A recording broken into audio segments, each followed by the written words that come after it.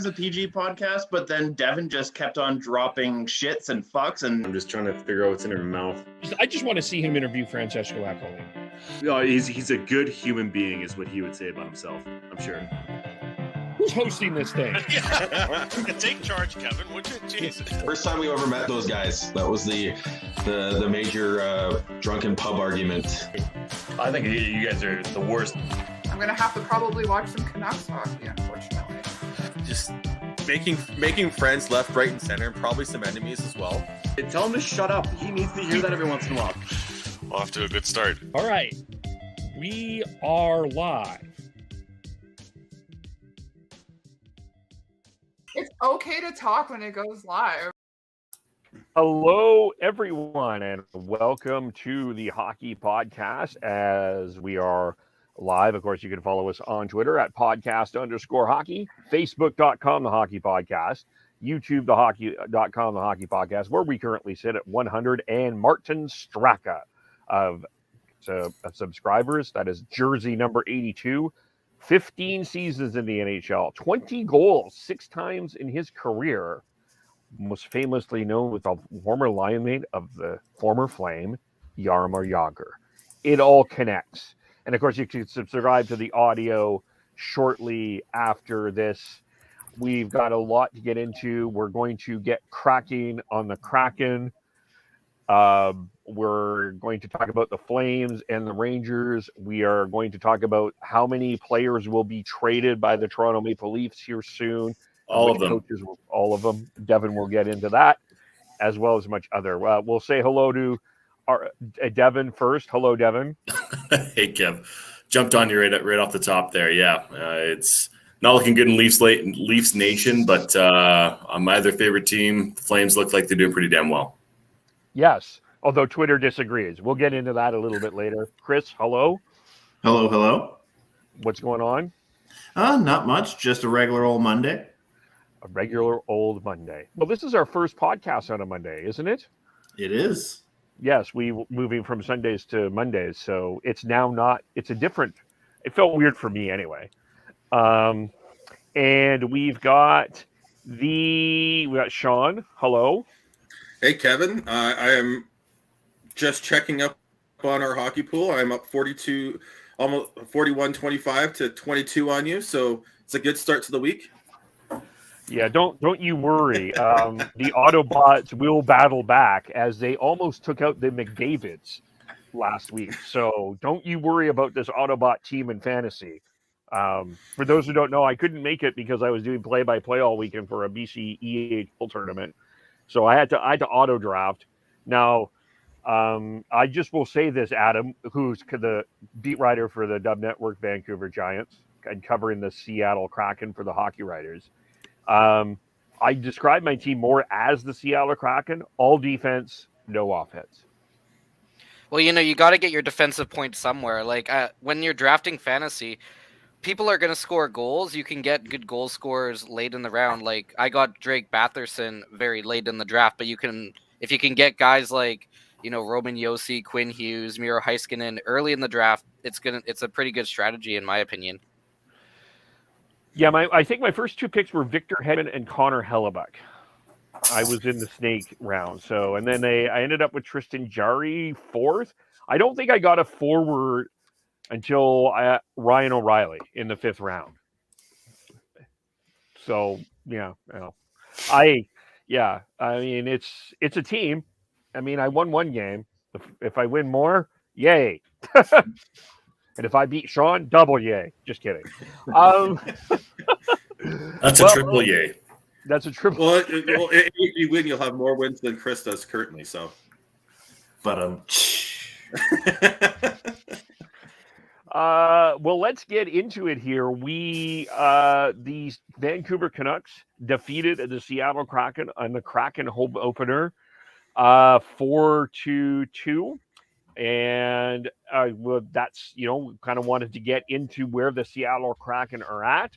And I think maybe the place to start is not necessarily on the ice with the Kraken, but probably off the ice. I think That's where, though, more of the waves have been made, and we'll maybe discuss a little bit of a couple of controversial decisions that we debated in our chat today. But sort of talk about the presence that the Kraken have made overall so far, Adam.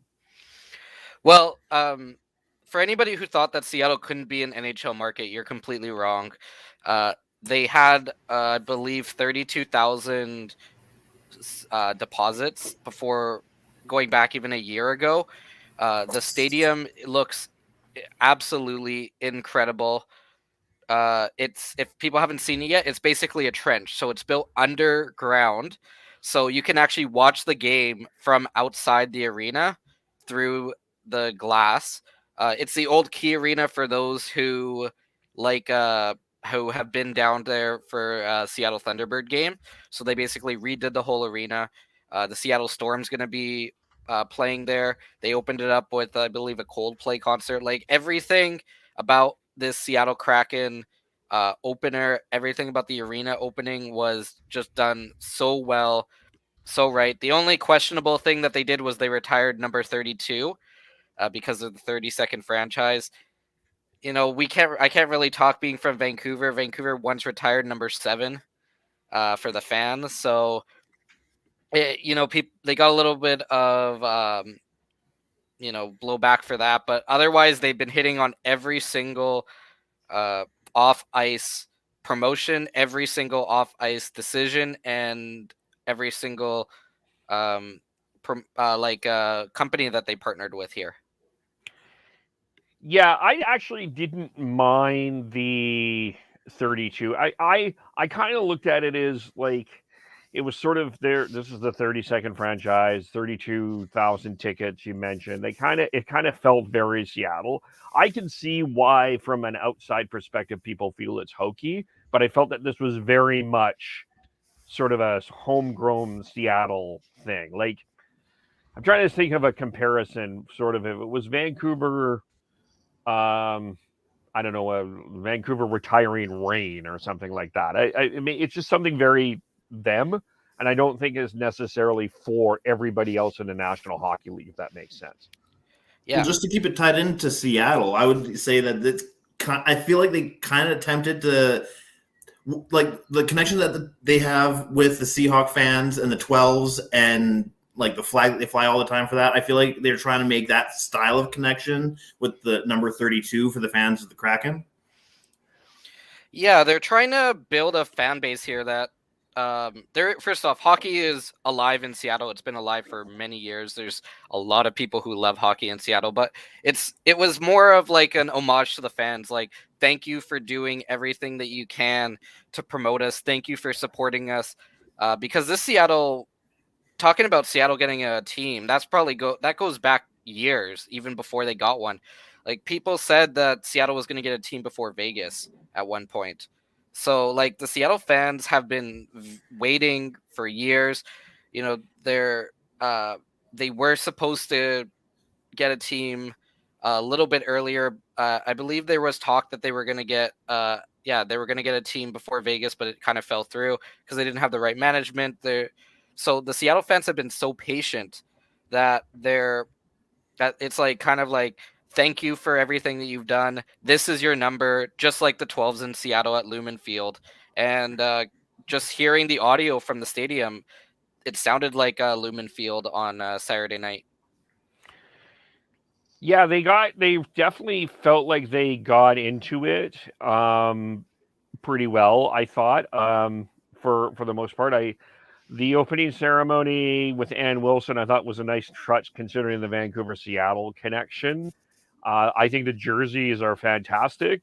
I think the home jerseys and the road jerseys are really fantastic. I think the way that they've added the Seahawks, sort of the Seahawk element in there. I mean, you saw Russell Wilson and Sierra. You saw DK Metcalf. You saw even some of the Seahawks introduce the Kraken players. I'll never forget Marshawn Lynch trying to pronounce Calais Yarncrow. Thought that was, that was something. So I think that overall that they've really kind of captured the essence of Seattle. Even the Seattle Sorry, what's the basketball team's name there? The Seattle Storm. Yeah. So getting them involved, I think, is a really great thing. And I think for them, this is probably what they want. And I mean, the rumor is, I don't know if this is true, but the rumor is they're planning to raise a banner tomorrow night. There was a rumor. You didn't hear this. I didn't hear this. I knew that the banner 32, that's the only banner that I've heard about. Well, they were planning to raise the banner of the Stanley Cup win back in 19. Oh, yes, Yes, I remember. I heard about this, how they were they're going to bring back some of the members of the 1917 Stanley Cup championship who, if my they beat the Montreal Canadiens in 1917. Sorry, not 1972. 1917. 2 years after Vancouver's last Stanley Cup championship, actually. So Seattle does have a Stanley Cup more recently than Vancouver does. But they were going to bring back some of the members of that team. I was trying to look into if any of them are still around, but I couldn't really find a number of how many are still like in the Seattle area or still actually alive. So we'll see what happens with that. It should be an interesting ceremony, but first time Montreal's in town, Hab fans are going to travel. So it will be very interesting to see the environment there. Just bring caskets and tombstones. It's fine. It's okay. Well, just by rough math, I think if they're around 20 years old when they're competing for the Stanley Cup, that would put them at around 120 years old now. Yeah. So the likelihood of anyone still being alive, I'm thinking, is really slim. Or even if they, I'm thinking the chances are very slim that there will be any alive humans from that team. Even their grandkids would be boomers at this point. If you thought the raising to the rafters of the number 32 was hokey, then you've got another thing coming. If they're raising the Seattle Metropolitans Stanley Cup banner to the rafters of the Climate Pledge Arena. At least it's not a Nashville raising regular season West Conference Championship or whatever banner they raised a couple years ago. All I'm saying is that if Seattle gets to raise one for the Metropolitans, then we get to raise one for the Millionaires. But I don't think that either team should be allowed. Yeah. Neither of them are the original franchise, and that is the disqualifying part of it for me. Well, if that's the case, then you got to raise a banner for 94 and 2011. Runners up. Good job, guys. We have banners for those. 3 of them. Yeah, we have banners. Well, you got to have a ceremony is what I'm trying to say. There was a ceremony. I was at the one for 2011. That's because it was President's Trophy, wasn't it? That was it. And when they raised the banner for the what is it called? Is it the Clarence Campbell Trophy? Yes. Yep. I was in the arena for that one. That being said, I think there's an argument to be said that the President's Trophy should be valued more in the NHL than it is currently. Yeah, it should be for sure. Like, it's hard to go 82 games and be the top team in the league. But once the playoffs happen, like, it doesn't really matter. We've had players from the 2011 team talk about it, and they're like, we don't really care about the President's Trophy. It's kind of like, oh, good for you. Now let's go win the real one. But yeah, it feels like it should be appreciated more for sure. To counteract that, though, if you were the Tampa Bay Lightning a couple of seasons ago and you won the President's Trophy and were swept in 4 games, do you really want to go out and celebrate that President's Trophy victory? Well, yeah, because it was the only positive thing of the season. I mean, the Flames didn't celebrate their Western Conference regular season championship after they got beat by the Avs in 5 games. So yeah, I don't know if I'm a player, I don't know if I would want to celebrate that. That would be the only thing. It's just it's one of these interesting differences between North American sports and like European sports. Because European sports, the league championship is the big thing, and that's the trophy that the especially specifically soccer, that these players play for. It's not they don't have playoffs. Like you have their cups, the FA Cup, the Champions League, and all that, but their domestic league championships are as important as all those ones. So it's an interesting difference, and I think it is something that should be the President's Trophy shouldn't be scoffed at the way it is in the NHL and in hockey, in my opinion. Well, because there's too many times where you have sorry, Chris. There's too many times where you have them do well in the regular season, but you have a playoff, you have a regular season team, and then you have a playoff team, and they got to have some sort of meshing within that as well, right? And a good majority of the time, when was the last time that a team coming first in the regular season is won it all? Doesn't happen often. No. Yeah. Technically, would you have put? Well, I guess how would you categorize 2020? Because it was Tampa Bay. I think they were in first overall. Correct me if I'm wrong. When the season ended, this most recent season? No, not last year. The year before. Okay. I guess that was 8 teams that have done it, and the most recent one was. I'm just reading an article. I'm trying to. They aren't actually listing them, which is kind of annoying. But there are 8. 8 teams out of over 100 years now. Yeah, that's not a lot. Yeah, I believe that's under 8%, if my math is correct. Good job there, Dev. Thank you. Good job, Devin. Well done. I passed high school with 52%. What can I say? Speaking of Tampa Bay, they just lost today 5-1 to the Jack Eichel-less Buffalo Sabres.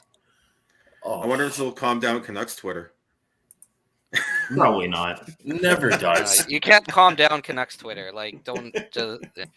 But I also saw the rumor that for you guys, Jack Eichel is coming to Calgary supposedly.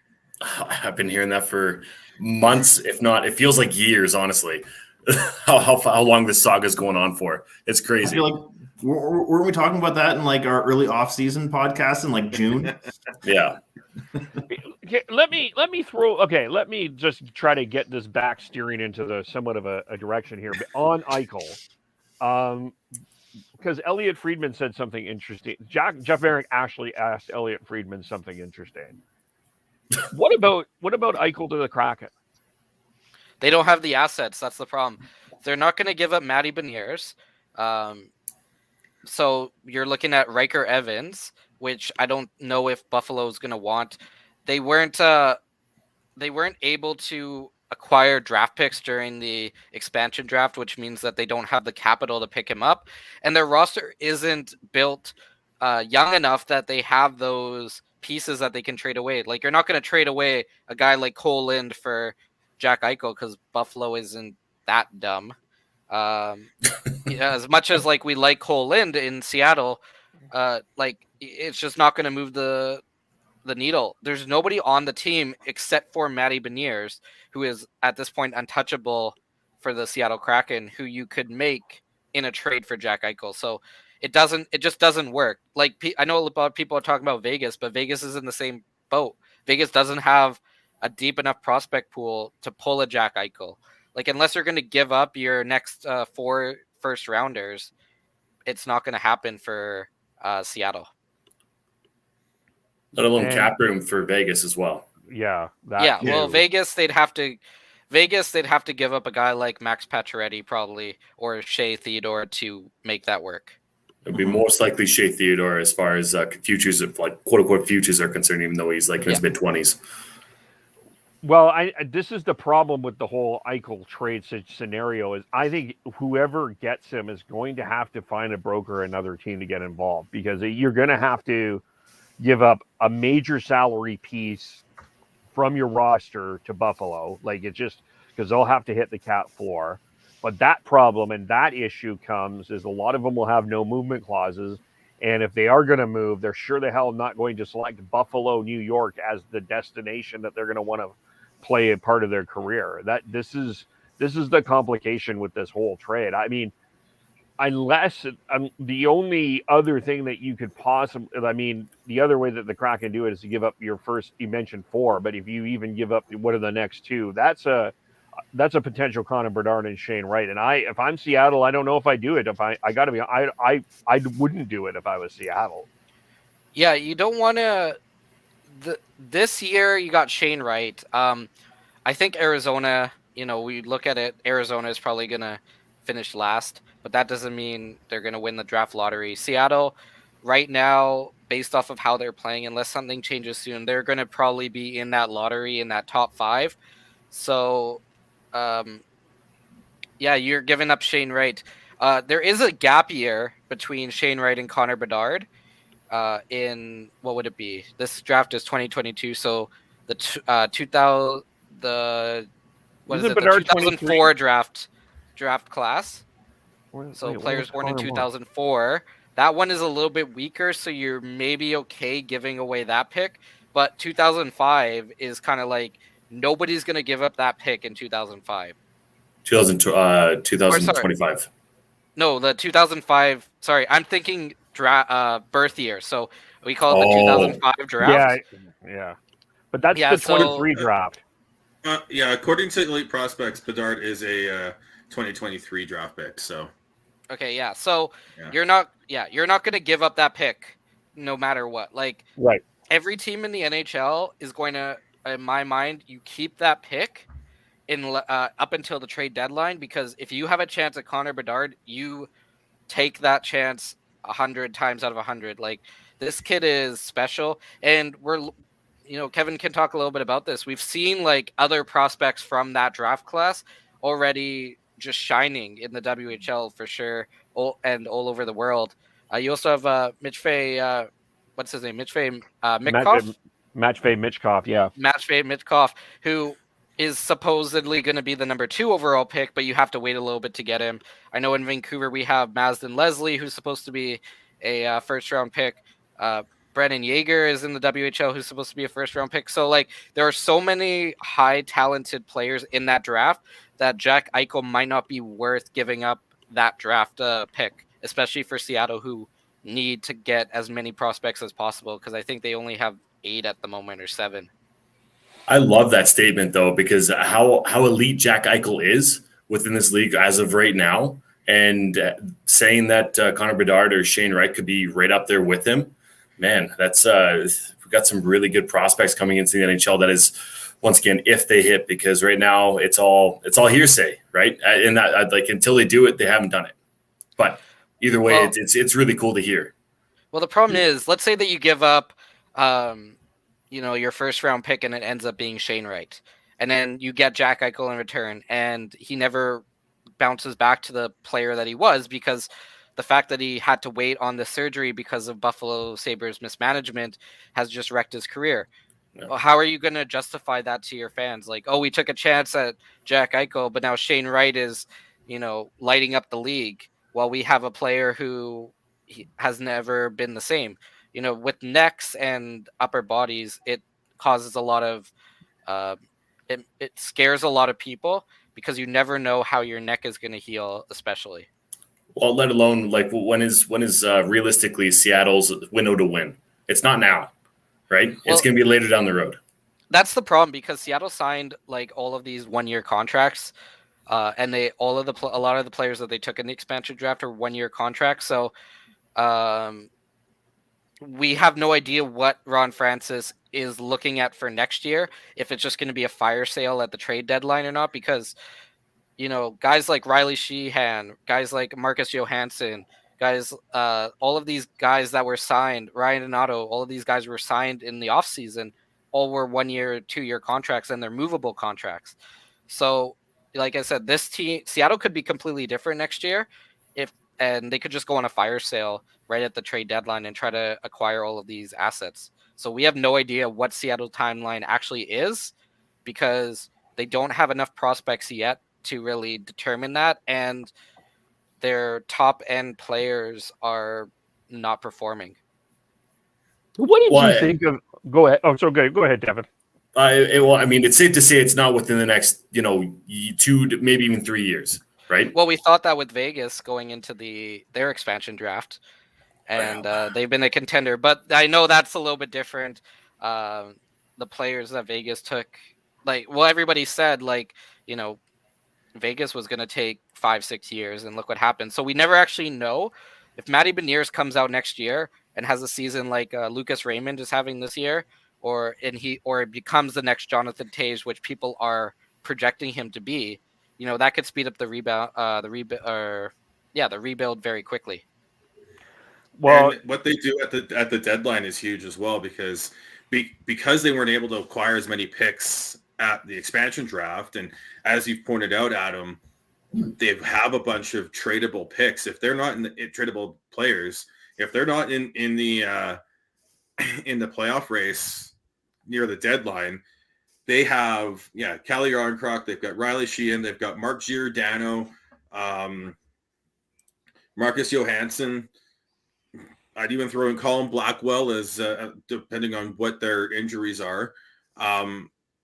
They're all 1-year UFAs available, and then let alone you've got a bunch of RFAs that you can move on from as well if need be. Yeah. And I'm just going to throw this out there. They seem to like the brothers with they've got the Fleury connection and everything going there. Morgan Geeky's brother is a high ranked prospect in this upcoming draft. Connor Geeky, who knows? Maybe they can bring him in. Yeah, but Connor Geeky is a special player. I can tell you that. Just watching some of his game tape, he is a special player, and he's better than his brother. Did you mention, Sean, maybe I missed it, did you mention Gio as a potential trade option? Yeah. Yeah, he's on his last year of his contract. Yeah, he's the captain. So sorry, no, go ahead, Adam. You got it. When it comes to Giordano, this is the one thing I'll say. From what I understand, there's that Giordano is going to either re-sign with Seattle or walk away in free agency. They're not going to trade him. If they were going to trade him, they wouldn't have named him captain. That's my understanding. You don't make him the captain in year one and then trade him away.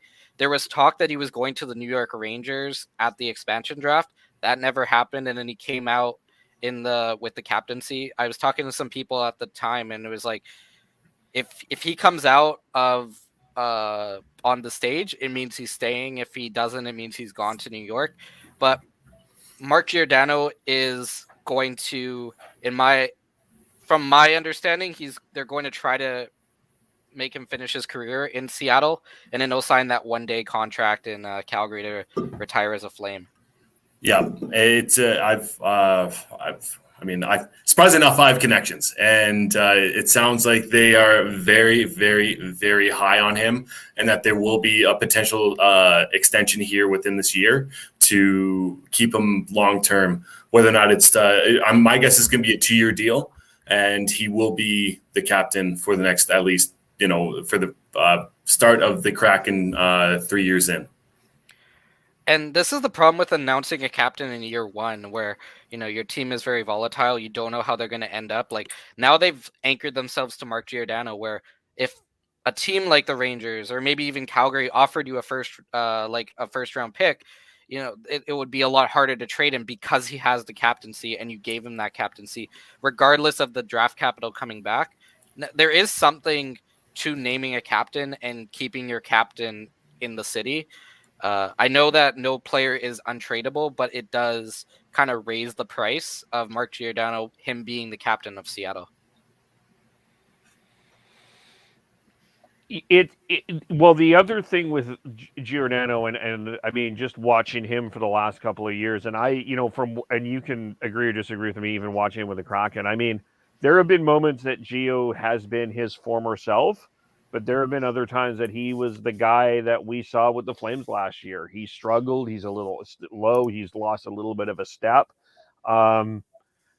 It's tough to say what a team would do with him. I can see both sides of this in terms of, like, this is a guy that, in terms of community, this is the guy, the exact guy you want in terms of community. In terms of what he can give on the ice, it's not the Norris Trophy Mark Giordano anymore. That's the problem.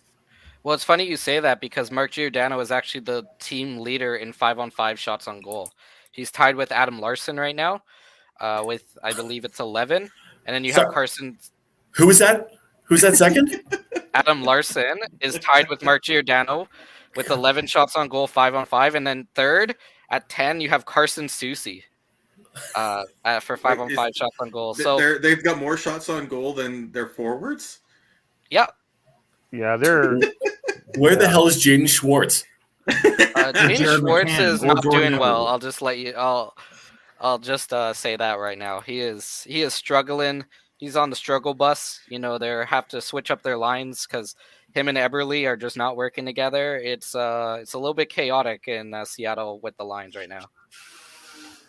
The forwards that I've noticed that I thought have been somewhat strong as Jared McCann, I thought has played pretty well. Brandon Tanev, Nathan Bastian for a fourth line guy, and Mason Appleton are kind of the four that I've been somewhat noticeable for the Kraken. I don't know if you see anyone else. Well, for me, yeah, all of those players are good, but I look at a guy like Jonas Donskoy. He right now he leads the team in 5-on-5 points with 3. I know that's kind of a little bit embarrassing that the team leader has 3 5-on-5 points. That's 5 minutes of hockey for Connor McDavid. Yeah, exactly. But he also leads the team in high danger chances created with 7 on 5-on-5. So, like Jonas Donskoy is one of those players that he's probably been the most consistent player on Seattle that nobody's talking about. You know, you're going to talk about Jared McCann because he's leading the team with 6 points. You're going to talk about Brandon Tanev because he's, throwing hits and scoring goals.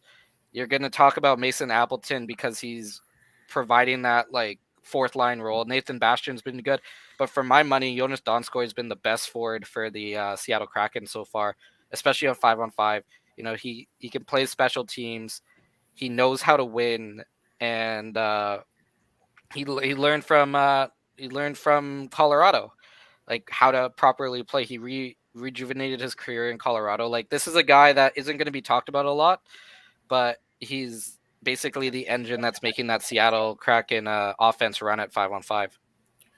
Now, with I know Yanni Gord, he was injured and didn't start the year off with them. I think he's been in 2 games, maybe even 3. What have you seen from him lately? Well, Yanni Gord he's going to be good. You know, he got some penalty kill time. He's obviously going to be like on the top power play. He's going to anchor that first line. But we have to remember is that Yanni Gord was rushed back from his injury. He was supposed to be back in like middle November. It's October and he's playing. So obviously there was something where he was either rushed back or some magician somehow fixed his shoulder without anybody. Like, I just don't know how he got back from his injury so quickly. So that's something to watch. You know what? It's going to take time. They put him on a line with Jordan Eberle and Jaden Schwartz. It didn't work. So now they have, I believe it's Jaden Schwartz and Calle Yarncroke. That's what they're trying with Yanni Gord. But he was good in his first game. He had 1 shot on goal. Versus Vancouver, he was a little bit quieter. But, you know, this is a guy who hasn't played in months. So the hope is that he can come back with the same level of skill and ability that we saw in Tampa Bay. But it's going to take a little bit of time for Yanni Gord to really gel with this team.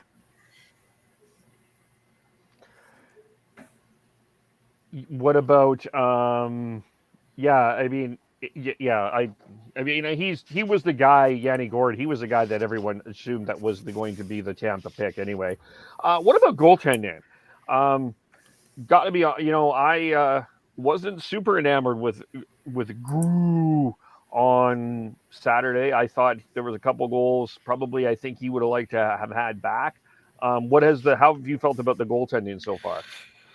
Well, it's weird because when you're trying to write about Grubauer, it's like he's saved the Kraken so many times, and then like he'll save them and then he'll just allow a bad goal. It doesn't make any, like, his play is so inconsistent that it doesn't really make a ton of sense what's going on. But I do have some numbers here. So at all through all play, he's ranked 56th in save percentage and 54th in goals against average across the league. He's got an 869 save percentage and a 380 goals against average. 5-on-5, he's ranked 55th in save percentage at 8.66 and 56 in goals against at 3.68. But the most concerning one that I saw was when the team is trailing. So the team has trailed for about 75 minutes of the season so far with Grubauer in net. He's got an 870 save percentage and a 402 goals against. So it's like if Seattle falls behind, he's lost all confidence. Like he can't come up with the same amount of saves that he has when Seattle's trailing, which is something to watch because when Seattle's trailing, you need your goaltender to stand up. You know, in Vancouver, we have Thatcher Demko. In Calgary, you have Jacob Markstrom. Their play is pretty consistent throughout the game, regardless of if they're down, if your team's winning or losing. Grubauer, if you're winning, he's doing fantastic. If the team is behind, it's just game over. Like he hasn't been able to really win them games yet. They only have one win on the season.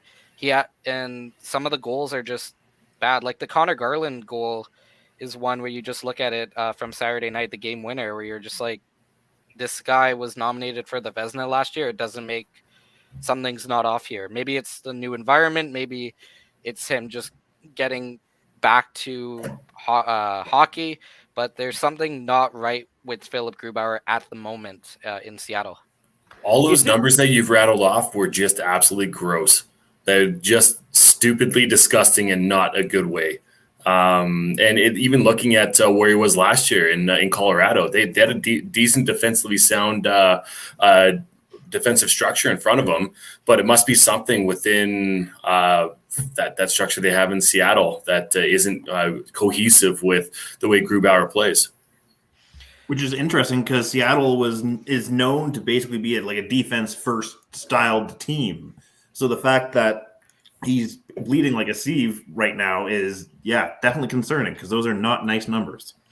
Well, we look at it and we say, okay, well, Seattle's given up like a ton of high danger chances, but these goals that Grubauer are allowing, a lot of them aren't high danger chances or high danger goals against, like comparative to other teams across the league. So he is giving up the regular amount of high danger chances against, but he's also giving up these, floaters that are in the high percentage of save. And when you look at a heat map, like his average goal length is basically about 20 feet in front of the net, which is not that great. So he's basically getting beat from around the face-off dots, which is not the best. There aren't a lot of screens that are like pucks aren't deflecting. It's just that he's having trouble seeing the puck or something's going on with him.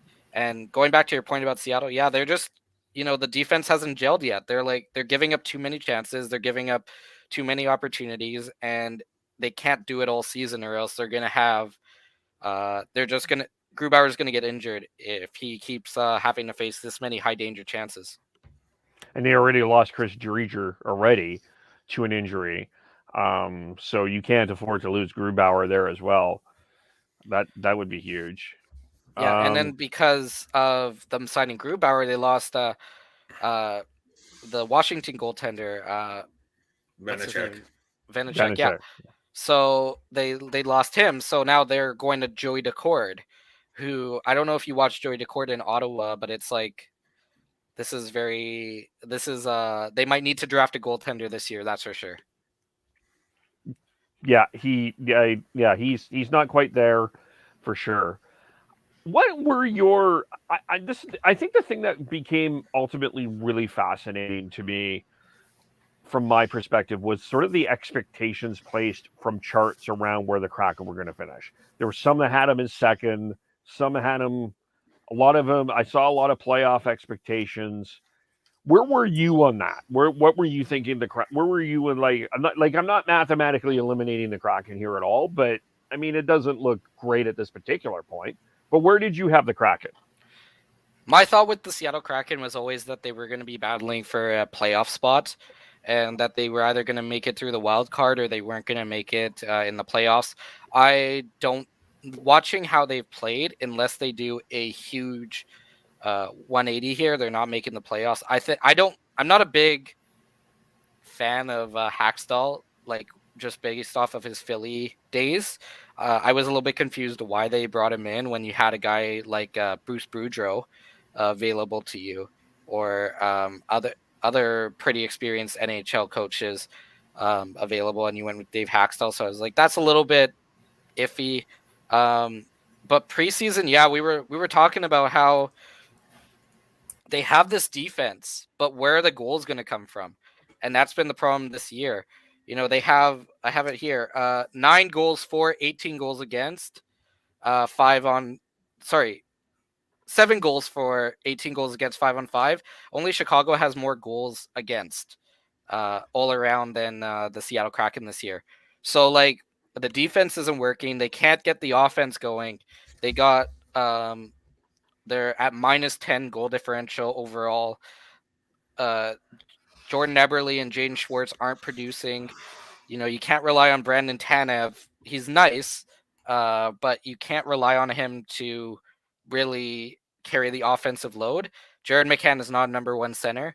I think we all know that by now. He's a good fill-in number 1 center, but he can't be that number 1 center offensive producer through the whole year. So there were a lot of questions with the Seattle Kraken team coming out of the expansion draft and before the playoffs, but yeah, I didn't understand. I understand why a lot of people thought that they were going to be good, because they were going to win like 2-1 games, but then you throw in Grubauer and it's just been an absolute disaster. I think they'll regress back to what we thought they were going to be, maybe not to that full extent, because this isn't the team, in my mind, that they are playing like as of right now. You know, Jaden Schwartz, he'll find his groove. He should, at least, unless it's just a complete off year for him. Jared McCann, he'll find, like, he's been playing pretty well. And Yanni Gourde, like you said, he probably was rushed back a bit too soon, and so he could come back. But it'll be too little, too late. But I think that they will have some sort of surge here mid-November, if not early December. And one player to watch, we talked a little bit about him, Morgan Geekie. He has been on fire. He was on fire in the preseason. He's kind of slowed down in the regular season, point production wise, but he's still generating a lot of chances. I think that they have him on the wrong line. I think they need to put him with a guy like Jonas Donskoy, or maybe a guy like Alex Wenberg, somebody who's more offensive minded players, because he has that skill. Even if you're taking him out of that center position and putting him on the wing, I think that could really make a difference. But the problem is that they've also had injuries, so they haven't been able to really define their team. You know, Marcus Johansson's only played 1 game this year. There was a potential COVID outbreak at the beginning of the season. Kelly Yarncroke hasn't really done much because he's been knocked up, or he's been injured a little bit this season. So once this team is back to normal, they should be able to produce, but it all drives through Jaden Schwartz and Jordan Eberle. Yeah, they're still gelling as a team, and that was the one why I was like, I understood the data driven models and everything like that, but when you're bringing in a brand new team, and I think Vegas just got everything right.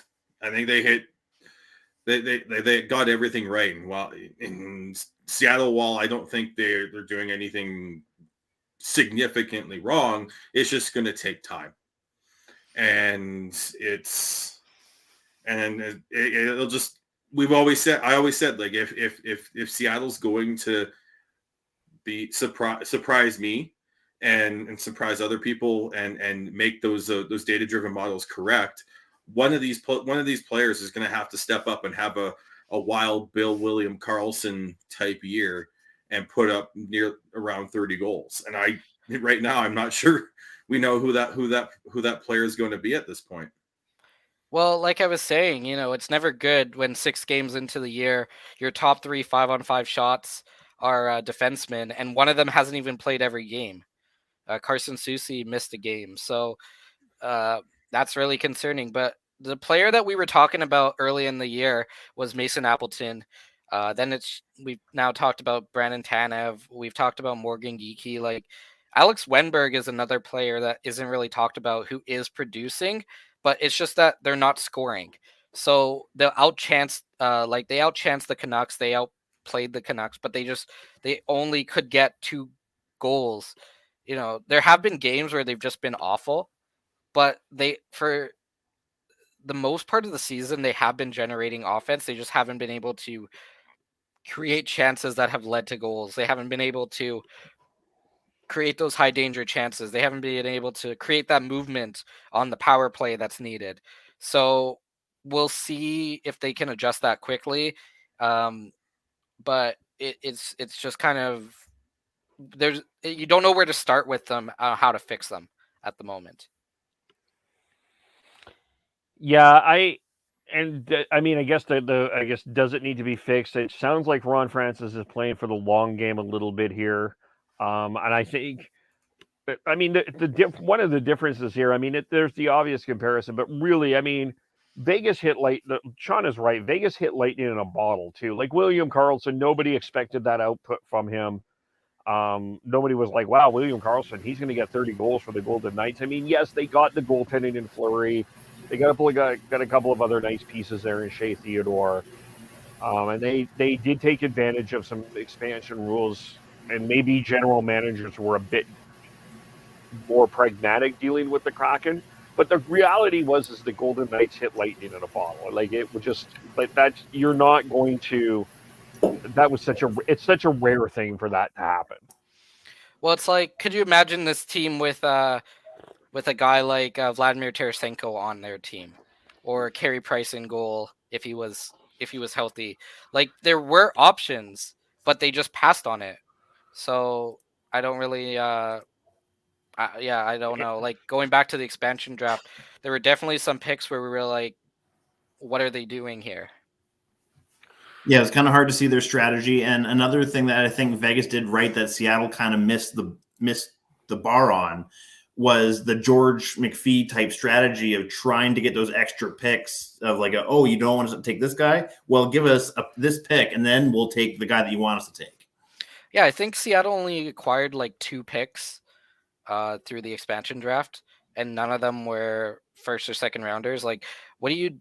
I don't understand you have these teams that are willing to give you picks, or willing, like you have teams that you can really put over the barrel here, and you're just like, no, I'm just going to take this 4th liner instead. I'm happy with Vince Dunn in Seattle. I think he's been good, but Vladimir Tarasenko is a game changer. You take that opportunity to get him. They could have done something with the New York Islanders where they say, listen, we'll take on Andrew Ladd and you give us some picks like the Islanders did to Arizona, but they didn't. They went and they got Jordan Eberle. So it's like they didn't, in my opinion, they didn't take every opportunity available to them in the expansion draft, and it's going to really hurt them in the future unless they can get some big time picks at the trade deadline this year. Speaking of Vladdy, he just scored on a breakaway, so man, missing out on him. Yeah, it was funny because Andrew Ladd, in case people don't know this, Andrew Ladd actually played for the Vancouver Giants. He played like less than 5 games. So I put out a tweet that there was somebody on the Lightning, Thomas, who won the Stanley Cup, and he used to play for the Giants. So I posted something that,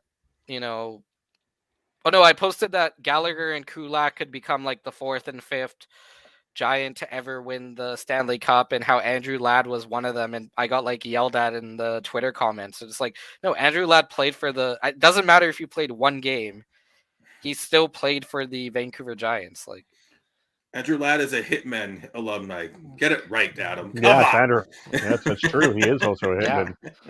But like I said, drafted in the Bantam draft by the Vancouver Giants. Played I think it was like 1 or 2 games, but still an alumni. You know, he's still on their website as an alumni. Yeah, it's true. Is there anything else about the Kraken that we should be talking about? One thing about the stadium that is pretty unique, and I really want to go and try it, is that first off, the prices there are absurd. Yes. You can get like a can of water for like $9 or something, which I don't know what a can of water. Like, I've never seen a can of water. It's that's how much it costs to filter the rainwater to make it okay to make it drinkable. You know, not to just to make a just. You know, people are talking about this. People have forgotten the prices at Safeco Field. They are expensive at a Mariners game. I also like how you called it Safeco Field instead of T-Mobile. Yeah, I'm still getting used to it. Yeah, it's like how I know people who still call it a GM Place in Vancouver. So, but the Pengrove Saddledome. Yeah. Yes. Well, for a while, the Seahawks changed their name like 3 times in 5 years, so nobody knew what the stadium's name was at one point. But the one cool thing about the arena that I want to talk about is, I don't know if you've seen this, but Amazon has created this checkout system where you go up and you scan what you want on your phone, and then you just walk out with the food, and then it just charges to the app. They have grocery stores in Seattle like this where you scan everything and then you just walk out of the store. So I'm really curious to see about this, because I'm of the thinking like this is a huge theft option. Like, you know, you can just walk in and take, like, is there a barcode on a hot dog? Like, I don't understand how. I want to see what it looks like, because this just blows my mind that you can just walk into somewhere and then just walk out with the food and not pay, like not do a physical transaction. Because at least in retail stores, like, let's just use Old Navy as an example, they have to take like that piece off of the clothing for you to not beep on your way out. But you can't do that with food and drink.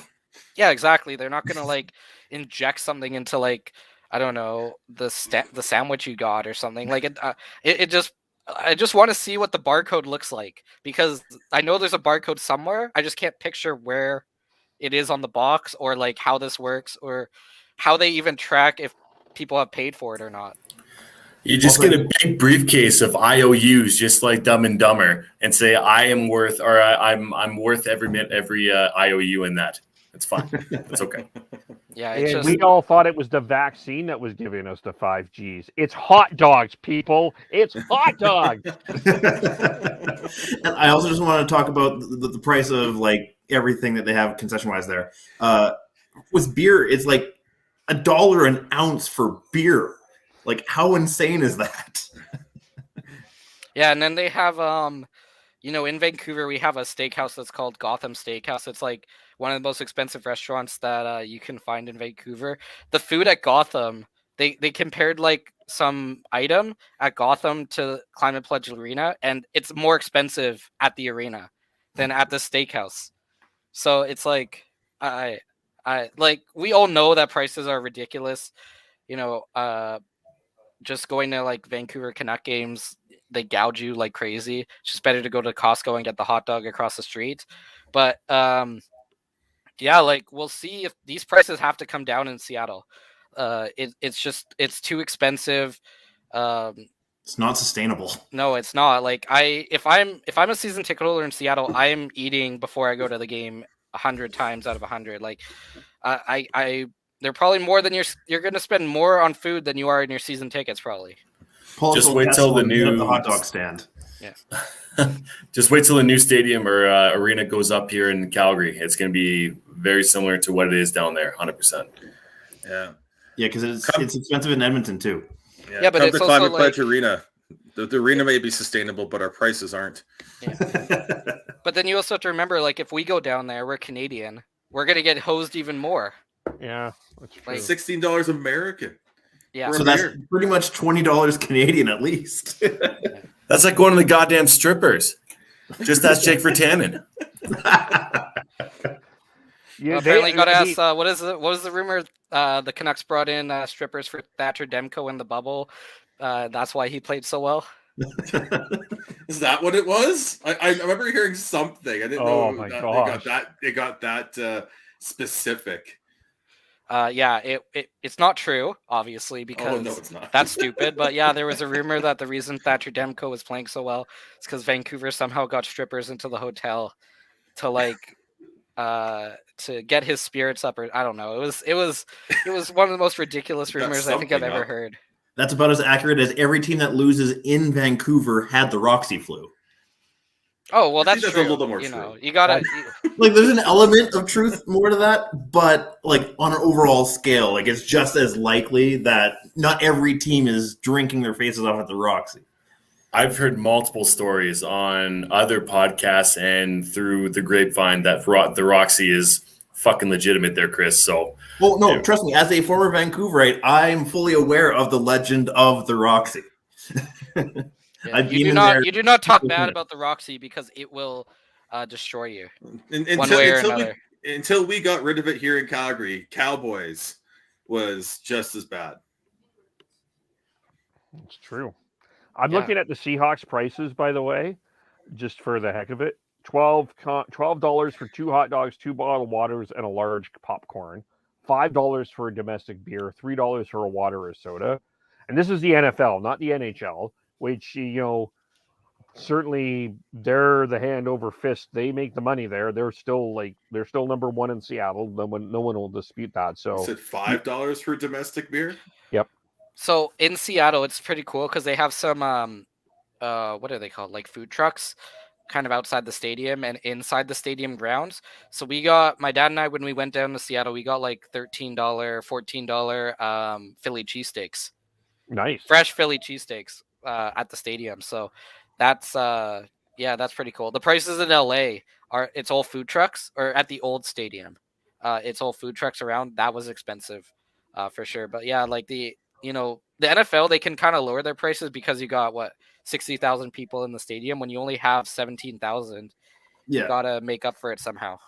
Yeah, I was going to bring up that point as well. They literally can fit 3 times, 3 arenas worth inside of that stadium. So yeah, that's how you're able to bring down the price. Yeah, but I do agree with Adam that I do agree with you guys. You're going to in order for them to be successful, they're going to have to lower those prices because I just don't see that being sustainable in Seattle or anywhere. But I mean, unless they build a Costco across from I wanted to call it Key Arena, Climate Pledge Arena, and then go from there. Well, Adam, I totally appreciate. We thought we would be spending a half an hour with you. It turned out to be an hour. Don't you have another recording to go to, or? No, it's actually we changed it to tomorrow. So we're gonna do the show that I do with the hockey writers called What's Kraken. We're doing and we used to release it on Tuesday. Now we're doing What's Kraken Wednesdays. Oh, okay. So we changed that up. It worked out. I don't know why we changed it. It just kind of happened. But it was because one of the members of it has beer league on Mondays. So, that obvious, we have to change it for beer league. That's the only suitable reason. Priorities. We're missing Tyler because of beer league. So there we go. Beer league ruins everything.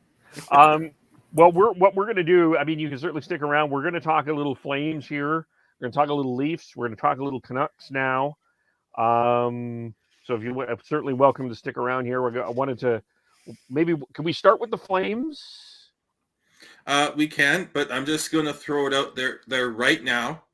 Now that we're done talking about the Kraken, with our Calgary contest, we've got the word of the week. The word of the week this week is Kraken.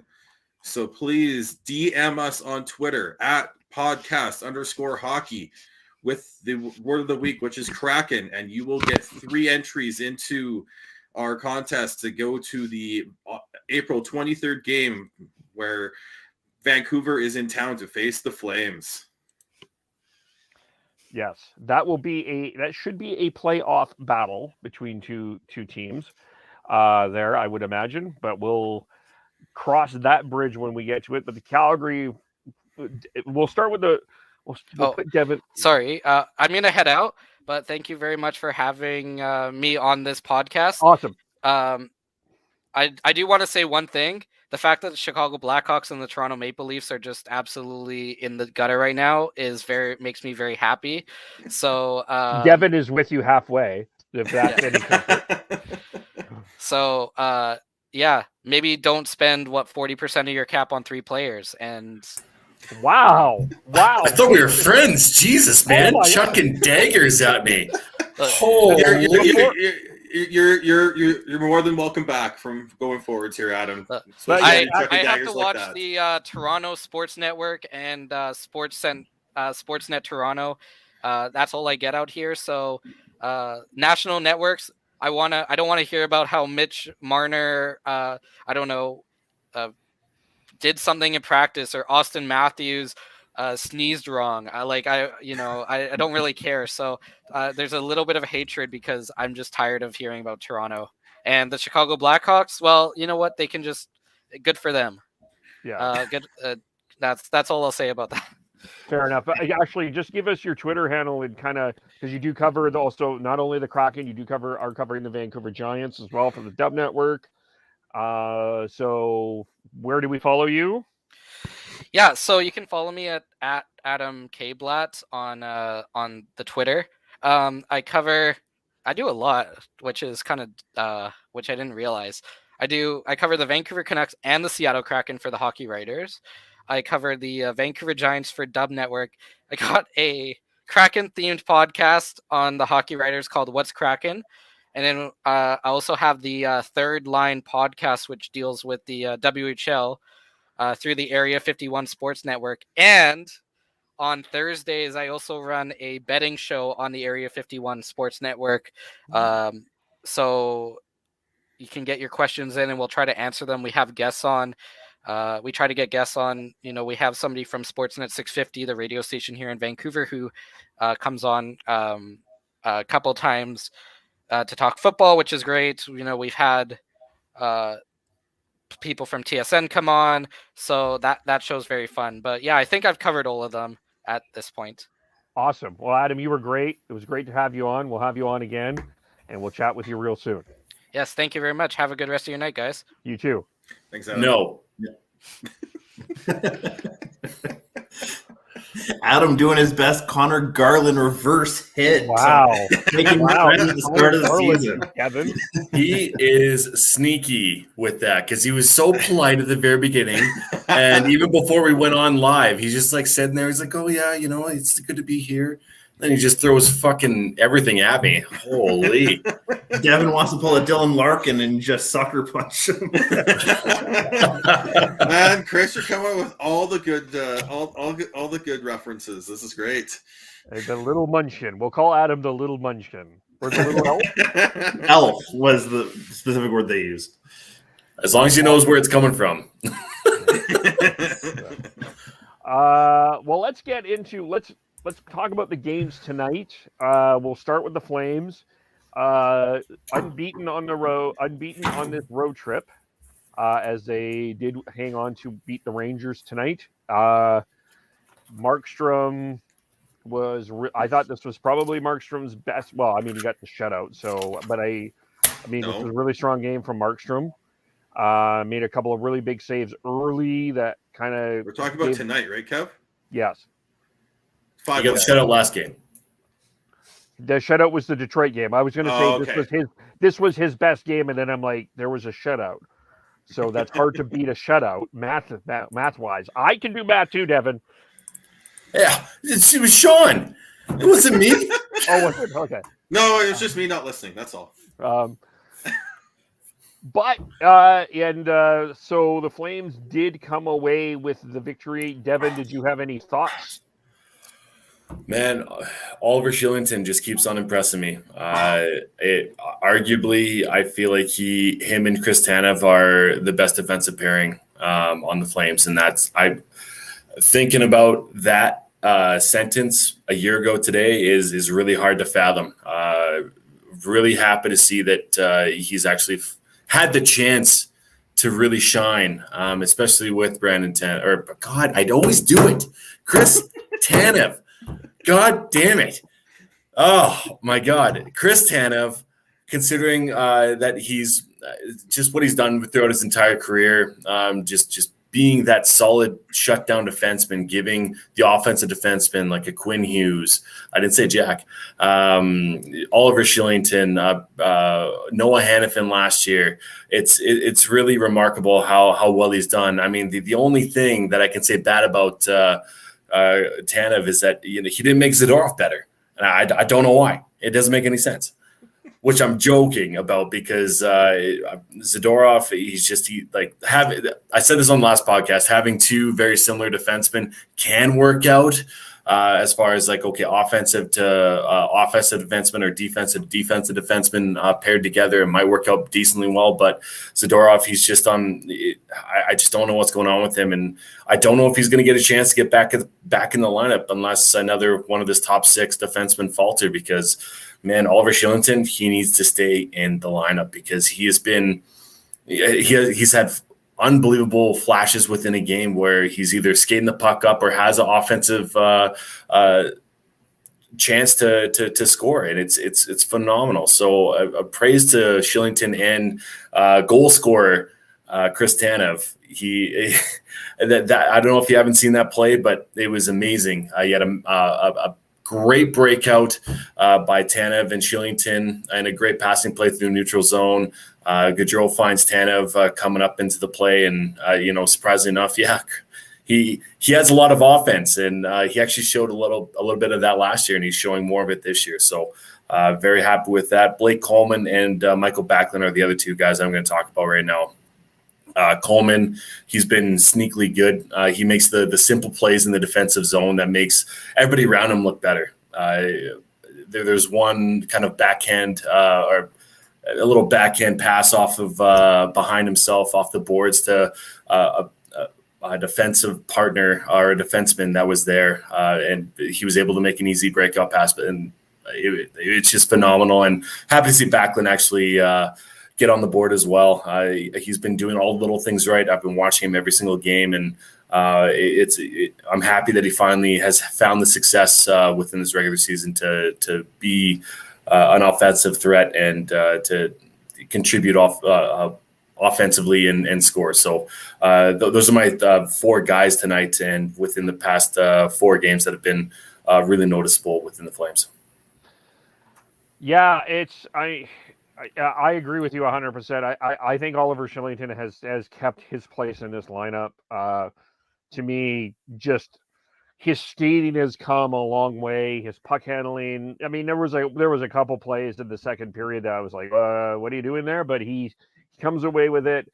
To me, Andre Mangiapane also. You didn't mention him, but he got a couple goals tonight. He just, it's hard. Again, I would say at least he's in the top 3 of forwards of this year so far. I think Lindholm's probably been the best, but I would go with either Johnny Gaudreau or Mangiapane as 2 or 3 right now, just engaged, taking that World Cup experience and just improving as well. And I think Dylan Dubé at center is working out really well. I think he's getting better each game. And Sean Monahan, he had a really good chance. He had an open chance on Sorokin, and he missed. It's hard right now with the way the lineup is going that he could be moved anywhere else. I think the lines, like the structure of the lines right now, are good. The structure of the defense is really good. I'm still overall, I have been impressed with Gudbranson for, again, we're grading on the curve of Gudbranson, but overall he's done really well. And it's funny how Flames coaches and media are all like really happy with Eric Gudbranson, but Flames Twitter is just not happy with Eric Gudbranson. It's just really fascinating to kind of see that dichotomy. But Valimaki, I'm still a bit concerned about him. I have to be honest. I think that's the one thing. I know you can't send him down to the minors because he would be claimed on waivers, but this is a guy that if I had my druthers, I would have had him spend at least another half a season in Stockton to continue to develop. I just don't think he's quite there yet. And I think he needs I still think he needs some seasoning, but that's just me. On Valimaki, I watched him tonight. I actually looked for him tonight, and there are times where, he looked out of sorts within his defensive zone, but there's still something there. There's still a good prospect within the organization who I feel like, I'm going to compare him to Monahan as far as the trajectory for this year. It'll be a slow build for both of those players. I think that by February or March, that both those players will be where we thought they would be, especially with Valimaki and how he was the top scorer in Finland when the NHL shut down. And Monahan, I feel like, he's playing with some mediocre players with Lucic and Lewis, but I feel like he will gain that confidence back. You saw him banging and crashing a little bit. Even as far as the first game. And he's continued that throughout the past few games. And, that was his first real good chance this year.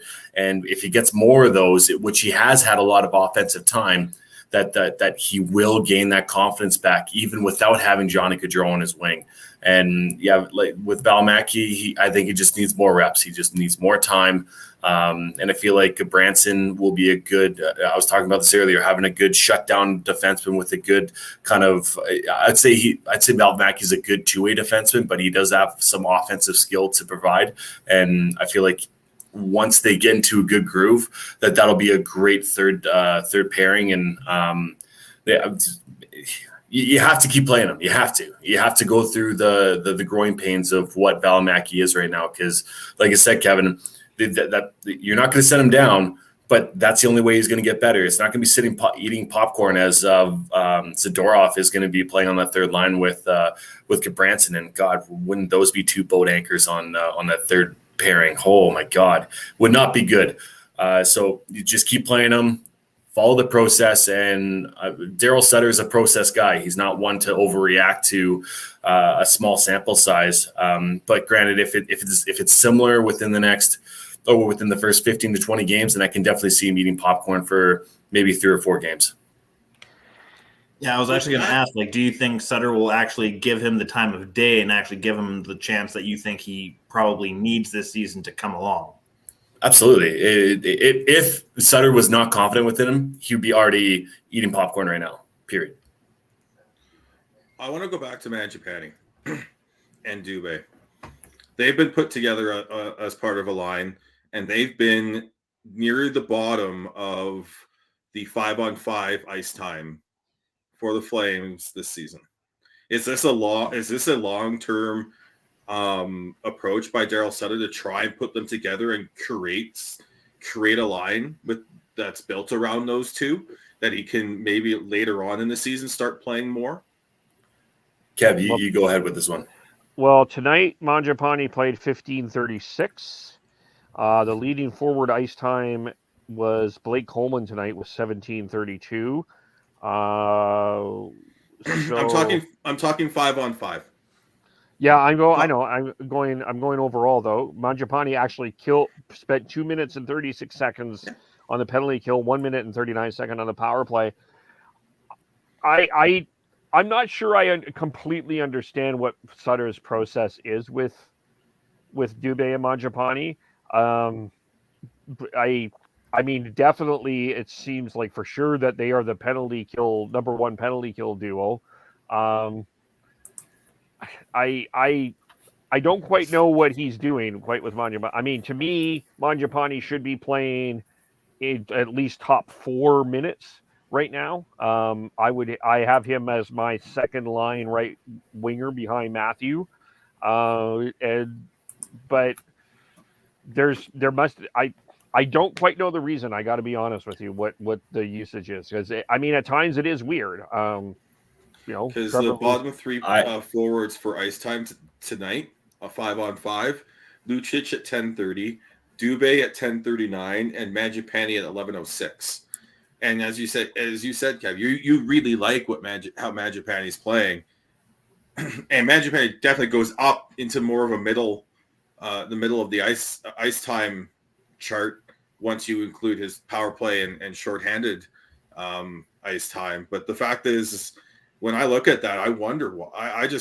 I'm questioning that, because those are two spark plug guys that I think need you.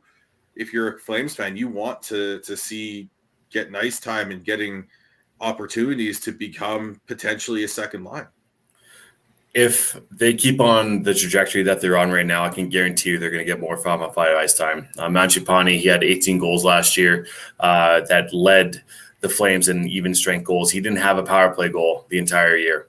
As far as like going off the top of my head, I might be wrong, but I feel like that is correct, if not very damn close to being correct.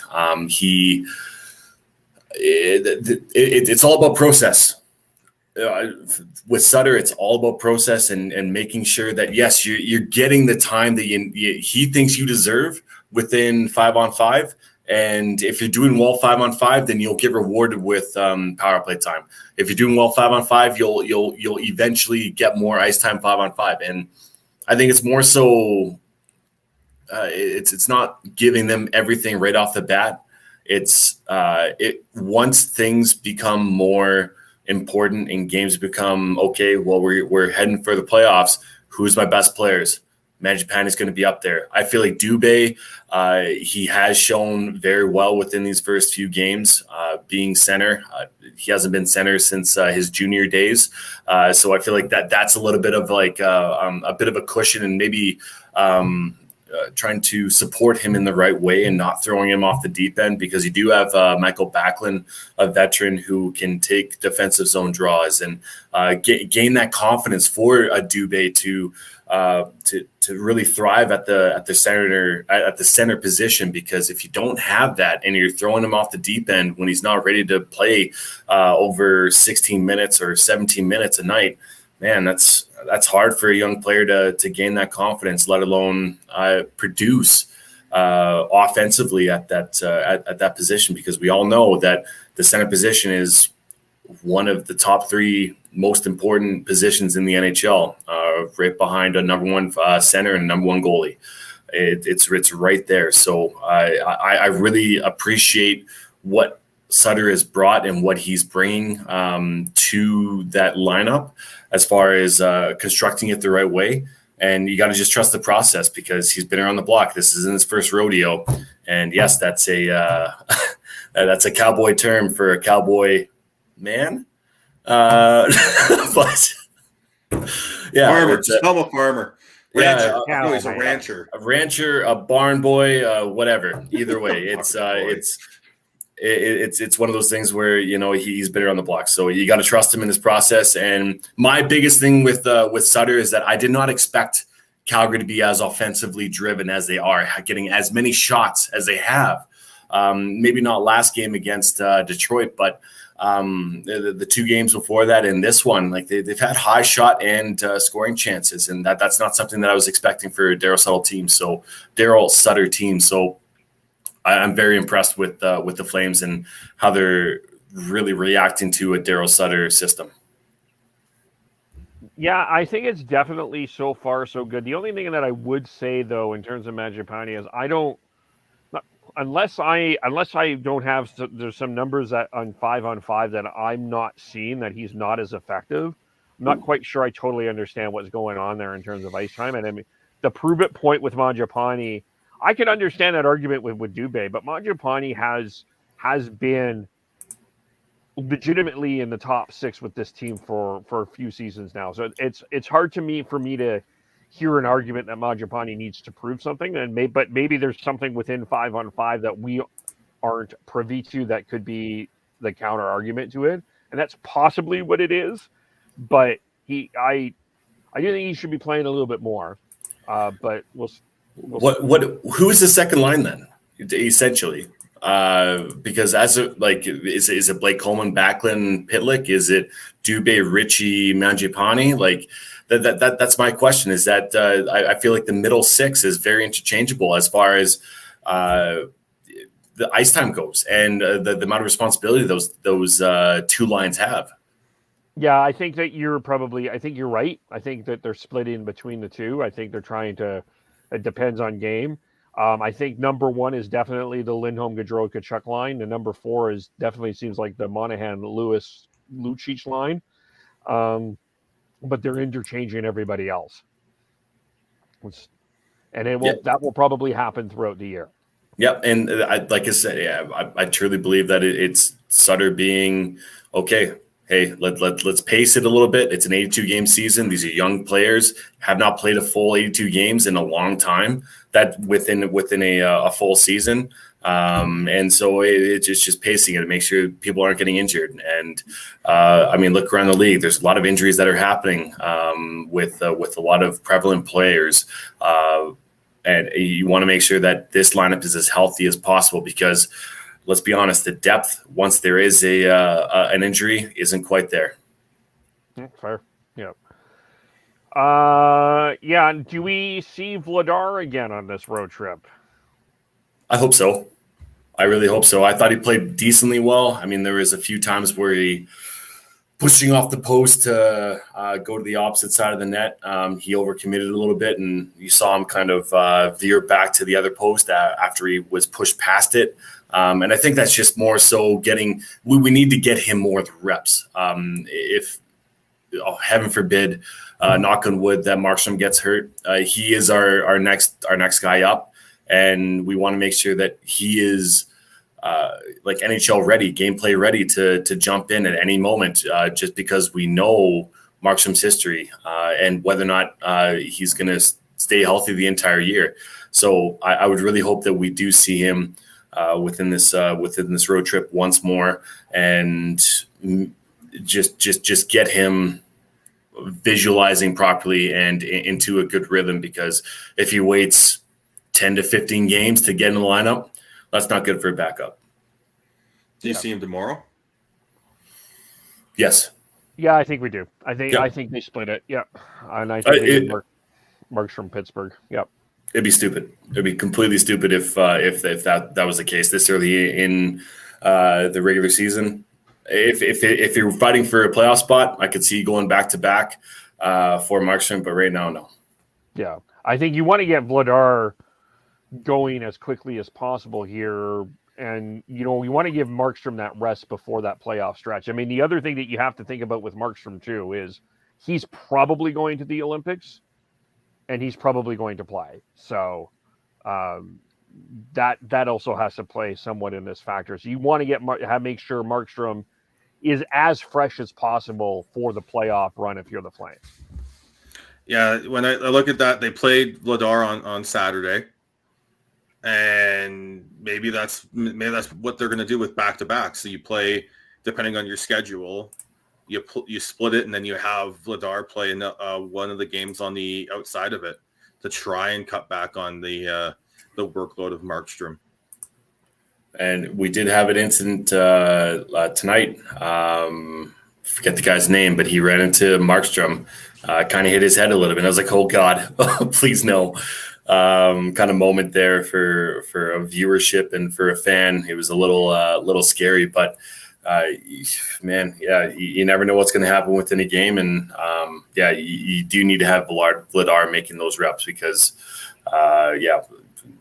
Olympics is there, and Daryl Sutter, he's going to be riding his number one goalie as much as possible. And I think that maybe that's not so much the case anymore as far as coming back to Mickey Kiprusoff days and playing 70 plus games a year. Like that's definitely not going to be the case, and that's not going to be the recipe for success for the Flames if they're wanting to go long term within the playoffs. The next back-to-back after tonight and tomorrow is November 11th and 12th in Montreal and in Toronto. And that's great timing. As far as being a backup goes, it's not too long. It'd be, I guess it would be 15 days, maybe half a month away from starts. But you might even see him here in Calgary potentially against Philly depending on how they feel about Markstrom and if he does need a day off or not. I mean, do you then maybe play Markstrom tomorrow and in Pittsburgh and then give Vladar Saturday? No, I wouldn't. I would give Vladar tomorrow, and I would go Markstrom. It'd be too much with travel. I know it's not far, but with travel, yeah, you go Vladar tomorrow, 100%. The other thing is I want to wait with Vladar to play him at home because it's a bit jittery. I mean, I heard something today that I thought was interesting. The idea of having your new goaltender, your young new goaltender playing at home over on the road, it may be easier for them to start on the road. It's made me think maybe you don't necessarily want him. I don't know. You don't need to rush him playing a game at home. And right now I don't know if Philly is the best option, but I mean, maybe, who knows? But I would go Vladar tomorrow, Markstrom, and see how the week plays out. Man, I have a hard time with the whole starting a new goalie at home. He's probably amped up to play in front of his new fans, but God, I like at the same time you gotta. Yeah, the mental stability and the mental makeup of the goalie really matters for sure. But to me, you got, especially with as many or as little games as they have played at home, just chuck him in there. Like fuck, he's an NHL goaltender. He should be able to handle it. And if he doesn't, man, okay, well, just start him on the fucking road then, and you'll find it pretty damn quick whether or not he's going to be able to play in the dome during a playoff race, or because I don't know. I just have a hard time with that concept, and that's me. But I do understand the other side of things where you want to make sure that he is comfortable going into that game. I would go Vladar, Markstrom. I have no issues playing a young goalie at home, but you want to make sure that first start is the right one. Do you really want it to? It's Philly. It's hockey night in Canada. It's Saturday night. Like I think you still go Markstrom, but it's not. I don't think he's waiting long to get in at home. Yeah, no. I think you've got. Like I said, the 11th and 12th, you got the back-to-back first two games of a road trip. You've got maybe you actually looking at the schedule now. I don't maybe it isn't until sort of late November that you're going to see him play in Calgary. I look at the schedule; they don't. It's Philly on the 30th. It's Nashville on the 2nd. Dallas on the 4th. Rangers, again, Hockey Night in Canada on the 6th. Then they've got 2 days off, and it's San Jose for your for the last game of the homestand. And then you've got the back-to-back, so I think you give Vladar one of those games, and then maybe you give him the game versus Ottawa on the 14th. I could see him playing Thursday against the Stars on the 4th. I could see that one. That's why not Nashville? What I see. Why not Nashville?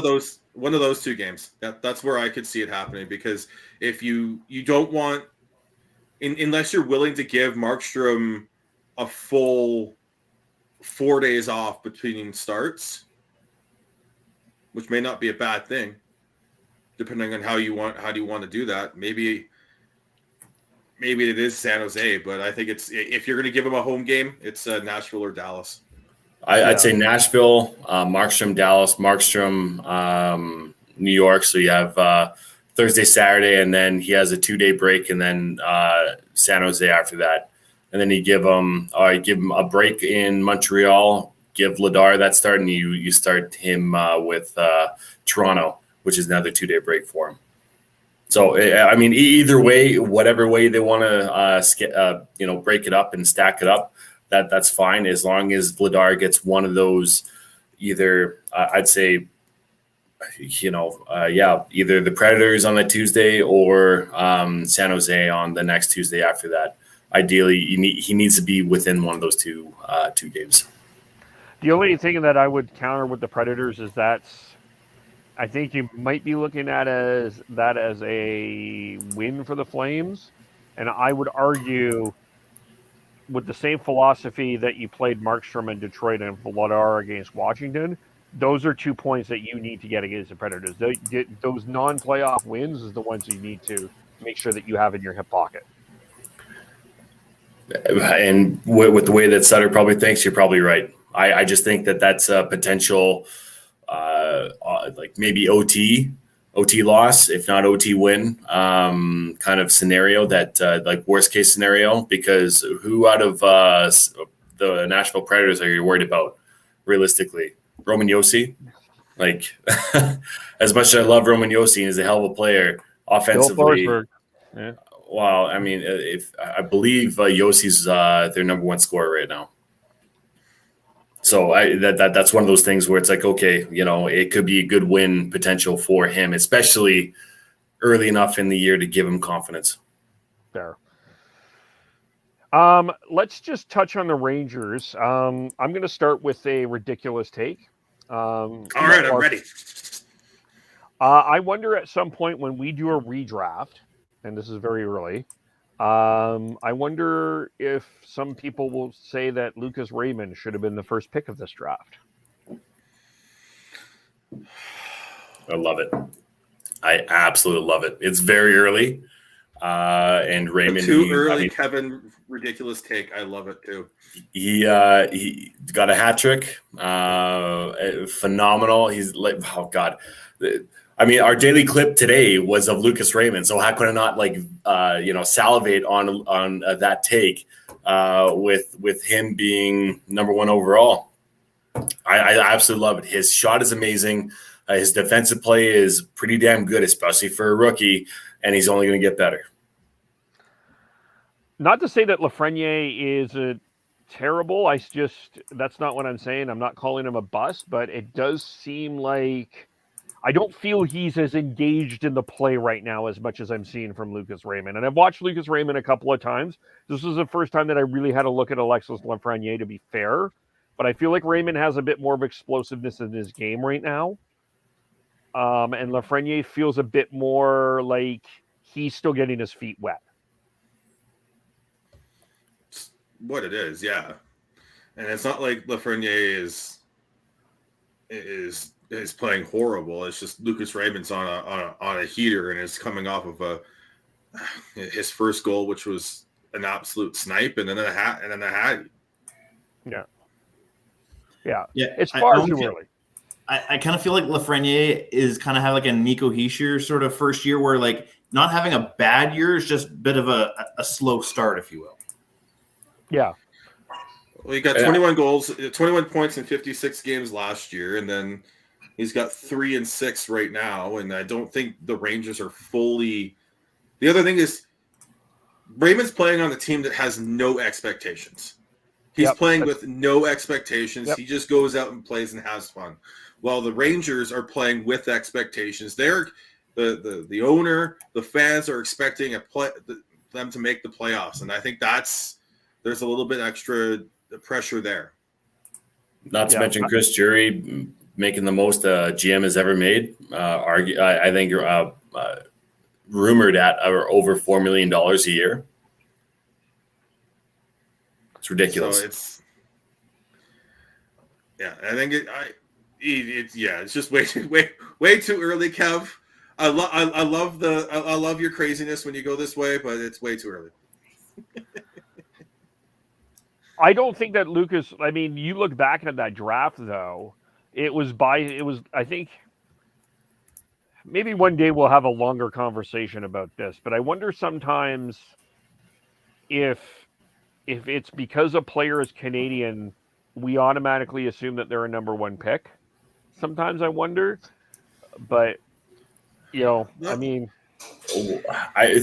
one would argue potentially Tim Stützle would be up there too. He would maybe climb a pick or two over Quentin Byfield to be number 2 overall, maybe even number 1 overall because of that kid has fucking skill. And I mean, I was thinking about it as, okay, well, if we're talking about Lucas Raymond, if they switched teams and you had Lucas Raymond, part of the Ottawa Senators, playing with Brady Tkachuk, how different it would be in consideration to Larkin playing with Stützle. Man, I'd say as of right now, they're pretty interchangeable. But yeah, to Sean's point that Raymond's on a heater, it's a big transition to play 82 games within a season. And they will, the rookies, they come out hot, but then they slowly get down into a bit of a funk as the season goes on, because it is a grind. Oh, for sure. And I expect that with Lucas Raymond as well, for sure. I agree with you that Lucas Raymond is in a much easier situation than Lafreniere. I'm just very curious. And I got to be honest with you. I know Adam Fox won the Norris. I know Adam Fox is the subject of a lot of trade controversy, but I just wasn't super impressed with him tonight. I was okay. I would look at it though that he had a bad game, because I've seen him play better. For sure. And last year he lit the world on fire with his assist. It was absolutely unbelievably ridiculous, the fact that he was up there. I think he was top 20 in the league for scoring, if not top 15. And him being up there within that being within that upper echelon of players for points is absolutely stupid and ridiculous, especially within a shortened season. So he had a few flashes within tonight's game. Thank you, Gord. And just shaking it off. She's like, yeah, that's great. Yeah, awesome. Fox, he is and should be within the top 10 sorry guys. I have a hard time getting off of that. He will be a top 10, if not top 7, top 5 defenseman within this league for the next 5+ years, unless he falls off a cliff. Fair. Yep. All right, let's jump quickly to the Leafs, and then we'll get to the Canucks, because I think that they are a story. Because they trade them all. Fire them all. Yep. It's over in Toronto. They lost 7-1. They lost tonight. This is my two things when I look back at what's happening here with the Leafs, and someone can correct me if I'm wrong. First of all, one thing that wasn't talked about enough is, and I know that he's 932 years old, but the loss of Joe Thornton was not talked about enough. That was a huge loss for the Leafs. I think he did have the presence that everyone thought that he had in that dressing room. I think that's one big problem. The second problem, I think, also is the decision of how. I know that Jack Campbell was the love of everybody's life, and he's pretty much can go to any restaurant free, and everyone loves this guy. But I think he's only going to Red Lobster. Remember that? Oh, right. But he could go to other restaurants. Like, he's that popular, Sean. I mean, is he a number one goaltender? I think that was I think that was a bit of a miscalculation on Kyle Dubas's part. And the other thing that I don't think is being talked about enough in Toronto is, where is John Tavares? And I mean that in a sense of coming back after such a significant injury play.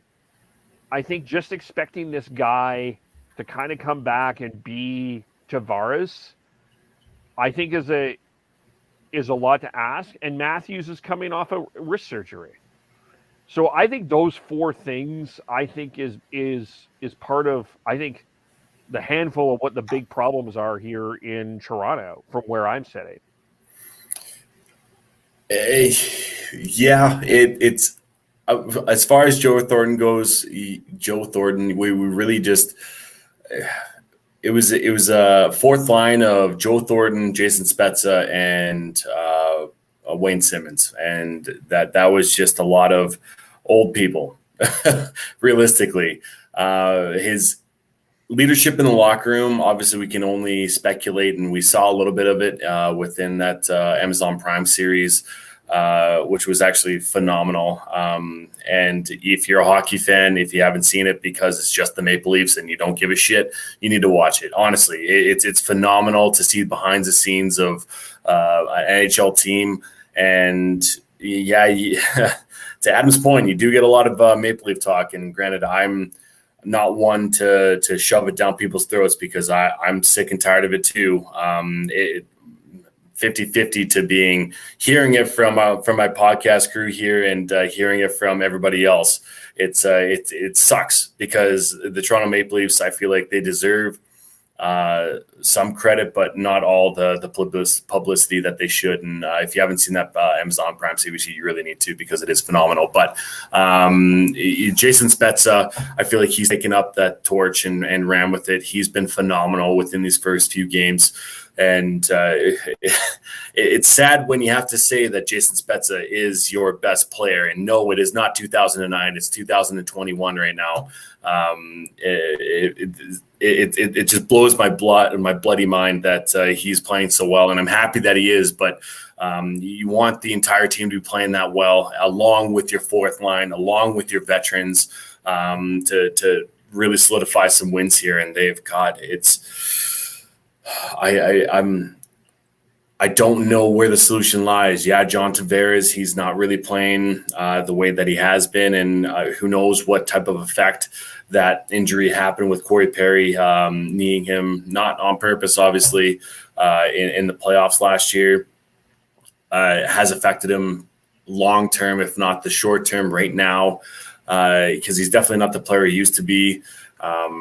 Mitch Marner, he's a shadow of himself right now. I don't know if you guys saw this, but he got a high stick earlier in this game and he lost part of his front tooth. So now he has 2.5 front teeth or 1.5 front teeth, which is pretty funny. Just to look at, obviously not for him, but he's making $11 million. So dental's not that big of an issue overall. But going back to the on ice, I don't know where the issue lies. Jake Muzzin, Justin Hall, they're a shadow of themselves too. You can see a little pep in his step with Austin Matthews. Hopefully he can keep on going what he's doing. Just a little side note, he got his 200th goal this year, this evening tonight against his old buddy because they were very, very close, Freddie Anderson. Makes me wonder if Freddie Anderson just let that in for a reason, but that's another thing. But I'm obviously joking. I don't know. I don't know where the issue lies. Goaltending wise, Jack Campbell is not number one. He's a 1B, 1A person. That's why they brought Peter Mrazek in. But Peter Mrazek, if you're not following enough closely to the NHL, he gets injured so often, and it's one of those things where, yeah, he's a great goalie or he's a good goal. He's a good goalie. He's not a great goalie. He's a good goalie when he's healthy, but God, he just gets injured so often. And having, oh my God, Michael Hutchinson as your third goalie, I don't understand why we cannot get a good third goalie in the lineup. A third string goalie should be someone you draft. It should be, absolutely. And Ian Scott should have been that. I believe his first name is Justin Wool. He should have been that too. But bringing back Michael Hutchinson year after year after year, Dubas, give your fucking head a shake. How is he a good third option? You can easily pick up a good third string goaltender. I'm sorry, Anton Forsberg. That's a good third string goaltender within this league. Michael Hutchinson, he's an AHL goaltender at best. At best.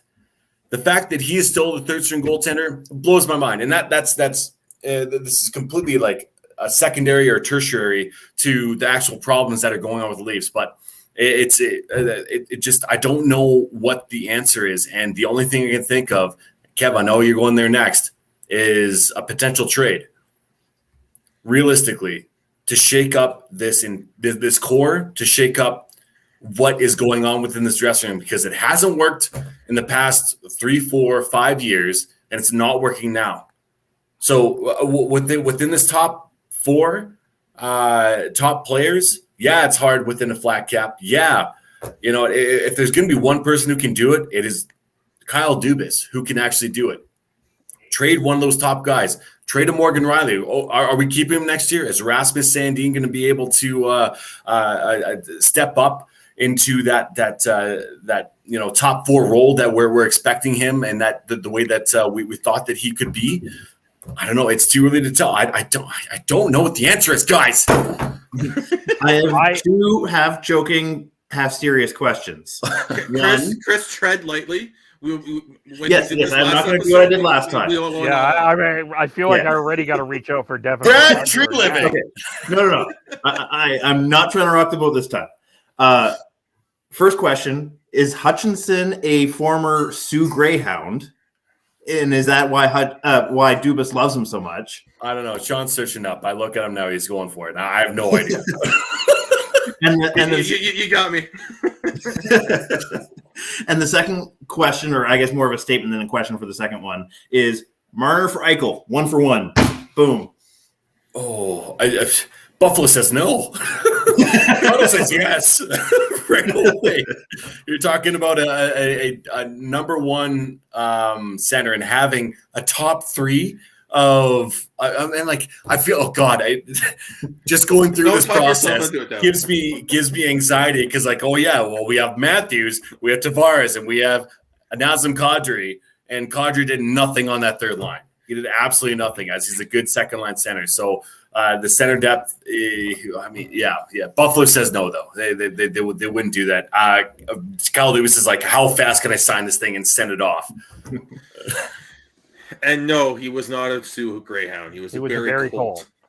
Yeah. I wasn't actually being legitimately serious. It was just more like that would make sense that he's playing favorites with a potential Greyhound alumni.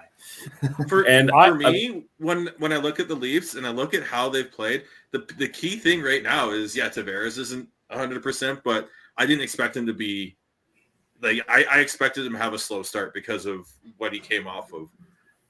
Mitch Marner is the one that is the big worry, the big warning worry spot for me. If I was a Leafs fan, is because he's done nothing. He's done nothing. It's not like he's been scoring, but he's been a defensive liability. He's not even scoring. Yeah. He's a defensive liability, and he's not scoring. If what Marner's doing in Toronto, if Bester was doing the same thing, Canucks Twitter would go nuclear. I think Leafs Twitter's going right now. -1 tonight. -1, 1 shot and goal, 1 block, 2 giveaways, 19-17 of ice time. 2 minutes of power play shift, 2 minutes of penalty kill shift. So he's playing a lot. One of those giveaways was resulted in a goal as well, and I feel like he produces because of the people he's playing with. I feel like he potentially is the winger that is Sean Monahan here in Calgary. If he's not playing with the right players, it's hard for him to get going. And I don't know what the answer is for him. And it's like you're playing with arguably one of the best snipers in the league with Austin Matthews. You're playing with one of the best two-way players, two-way centerman, top 9 or top 2 two-way centerman, if that makes sense, in John Tavares. I don't know what the answer is for him. And I mean, the bright spot is, guys, William Nylander and his contract. Yes, it is a deal, and it's a steal of a deal because the way that he's playing right now is really well. His 200-foot game is actually pretty damn good. The problem with the trade here right now for the Leafs is I just don't see them making I don't see a trade out there that they would get of anything of true value at this point. So if you trade Mitch Marner, I just don't think you're going to get what you think you should get for Mitch Marner. I think his contract is too contract. Yeah, no one's going to want to touch that. So which leads me to believe that if there's going to be a shakeup, it's behind the bench, and you know Not yet. Not yet. It won't be midseason unless it's a complete and utter tire fire, which it feels like it is now. But once again, it's early in the season. Like everybody needs to take a deep breath here, especially Hot Take Hockey. I love you, dude. John, I love you, man. But you're going off the rails. You're going nuclear. He's trying to compete with Dangle for like going absolutely like bonkers. It's too soon. It's too soon. And I know once again, Hot Take Hockey John, Justin Hall is a better defenseman than is what he's showing right now. And I know you went off on him. I think it was not this game, but the game before. You completely fucking just stomped him out. But it's one of those things where hey, everybody breathe. It's okay. It's okay. Should I tell you who our guest who is next week? I forgot to tell you. Oh, is it John? Yep. Awesome. I'll bring it up with them. I have no shame here. Right. I have zero shame whatsoever. Can we clip this? Can we cut it out and show him? I understand in one sense what you're saying about it's too early, and I would agree with you. But this is such a huge year for the Leafs. Like this is a year you have to get past the first round. And I think that with how hard it is right now to make a trade, the shakeup has to me, I don't see how you're going to make a trade that's going to improve the team in a major fashion that you want. That's why I think a coaching change is more likely. So then who do you bring in? Oh, let's bring in Mike Babcock again. Great. Awesome. Like John Tortorella. No, that's not it. That's not the answer. As much as like it would be awesome for him to be a part of that fucking media circus. Oh, that and was I'm John just like, Stevens. Oh, it'd be amazing. Him behind the bench is not the way for star players to play. He's very Mike Babcock-esque. Old school within that sentiment. That's why Patrick Laine didn't do that well with Tortorella behind the bench, is because it defensive structure. Yes, that's what you want. Not exciting hockey. Sure, that's exactly what he's going to bring. But overall, I don't think that'll bring him out. May I counter something with you? I'm just going to play devil's advocate for a quick second. Counter away. You are impressed with old school coach Daryl Sutter. He's different though. He's different. It's as of right now, this small sample size that I'm seeing, I was very worried it was going to be very similar to a Babcock Tortorella kind of style, where you have a great defensive game, but there's not much offense there. But man, the small sample size for Daryl Sutter, he's definitely shown that he's changed a little bit within his offensive skill and his offensive strategy. And that might just be the players just being like, okay, we're playing defensive and we're getting those offensive chances. And maybe that's what Tortorella and Babcock really wanted in the end of them in the NHL. Who knows if they're going to come back at all?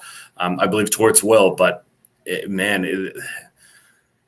you're seeing a changing of Sutter's mentality with that, because if you look back at when he was last playing in the NHL or coaching in the NHL, it wasn't that. They weren't getting 40, 30 plus shots a game for the teams that he was coaching. Just a quick tangent question. Who in the Toronto media would be Brooksy? Steve Simmons. Oh, yes, 100%. Oh, blow that shit up.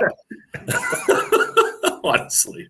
Because, that's the first thing that pops into my head is not how Torts would react, but who would be the media guy that Torts that just launches that? It was Steve Simmons for sure. Yeah. And, I got to talk about Alan's comment here. Alan, I gotta ask, how old are you, man? I'm happy that you're tuning in. I'm happy that you're giving us a comment here, but oh Jesus, I completely disagree with you, man. I really do. That's an old school mentality. Let the players shine. Let them feel comfortable coming into the dress code, you mean?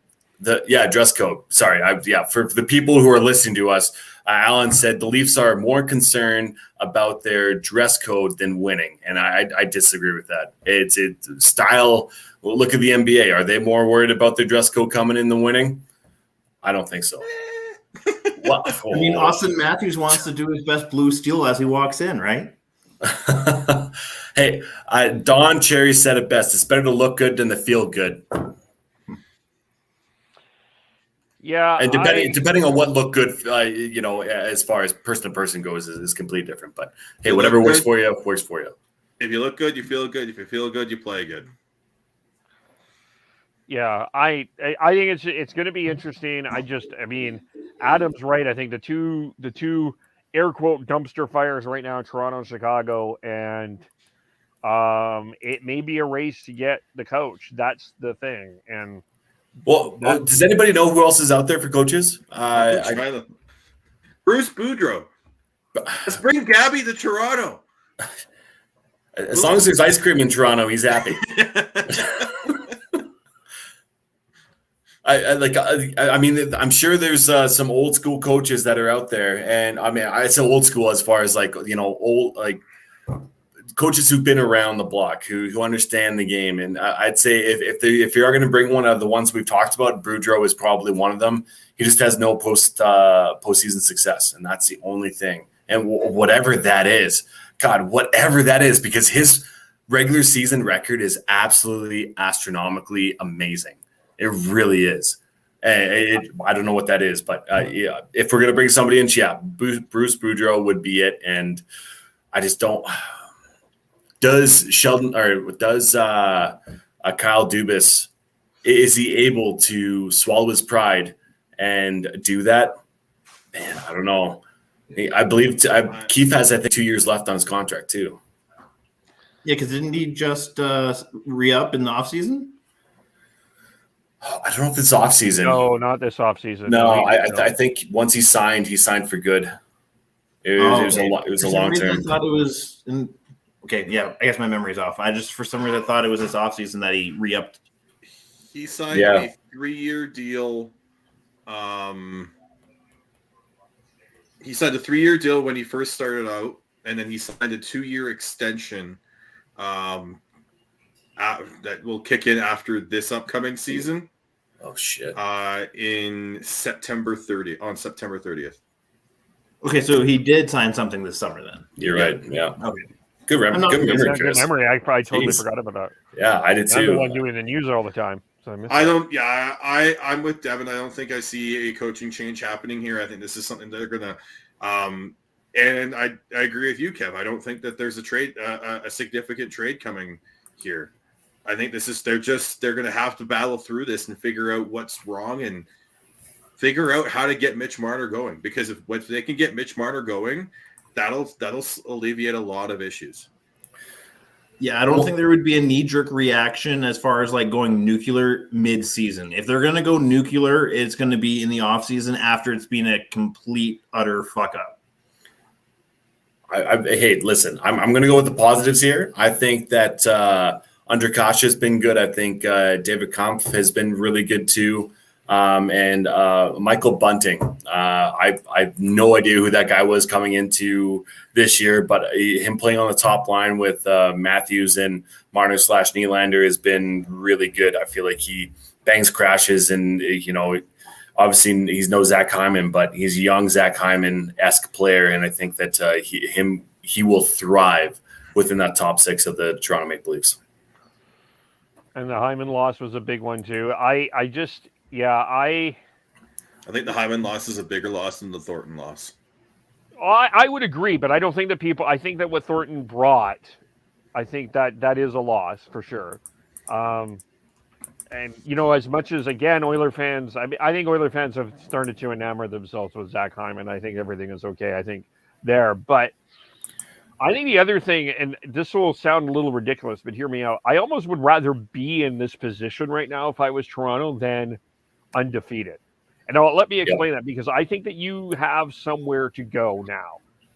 You have something to build off of, and you got something to work on. Where Florida and Edmonton. I mean, Edmonton.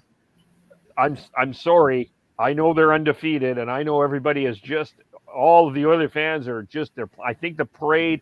Last I checked, it's going down White Avenue. It will head to West Edmonton Mall. There'll be Dolphins will be jumping there, and then they'll go to the Ledge, and then they'll just have a nice tour around Edmonton for that Cup parade. But that defense, if you think that you're going to win in the playoffs 6-4, you've got another thing coming. That's all I'm going to say. And you forgot the beautiful river valley, as Graham Mosman has talked about multiple times. Oh, the fine. Maybe Graham will be the host. Could Graham host the Stanley Cup parade party? Graham, I would love for you to be the host. I don't want him to be the host because that means the Oilers would win. If they won. I mean, if they won. No, Kev, no.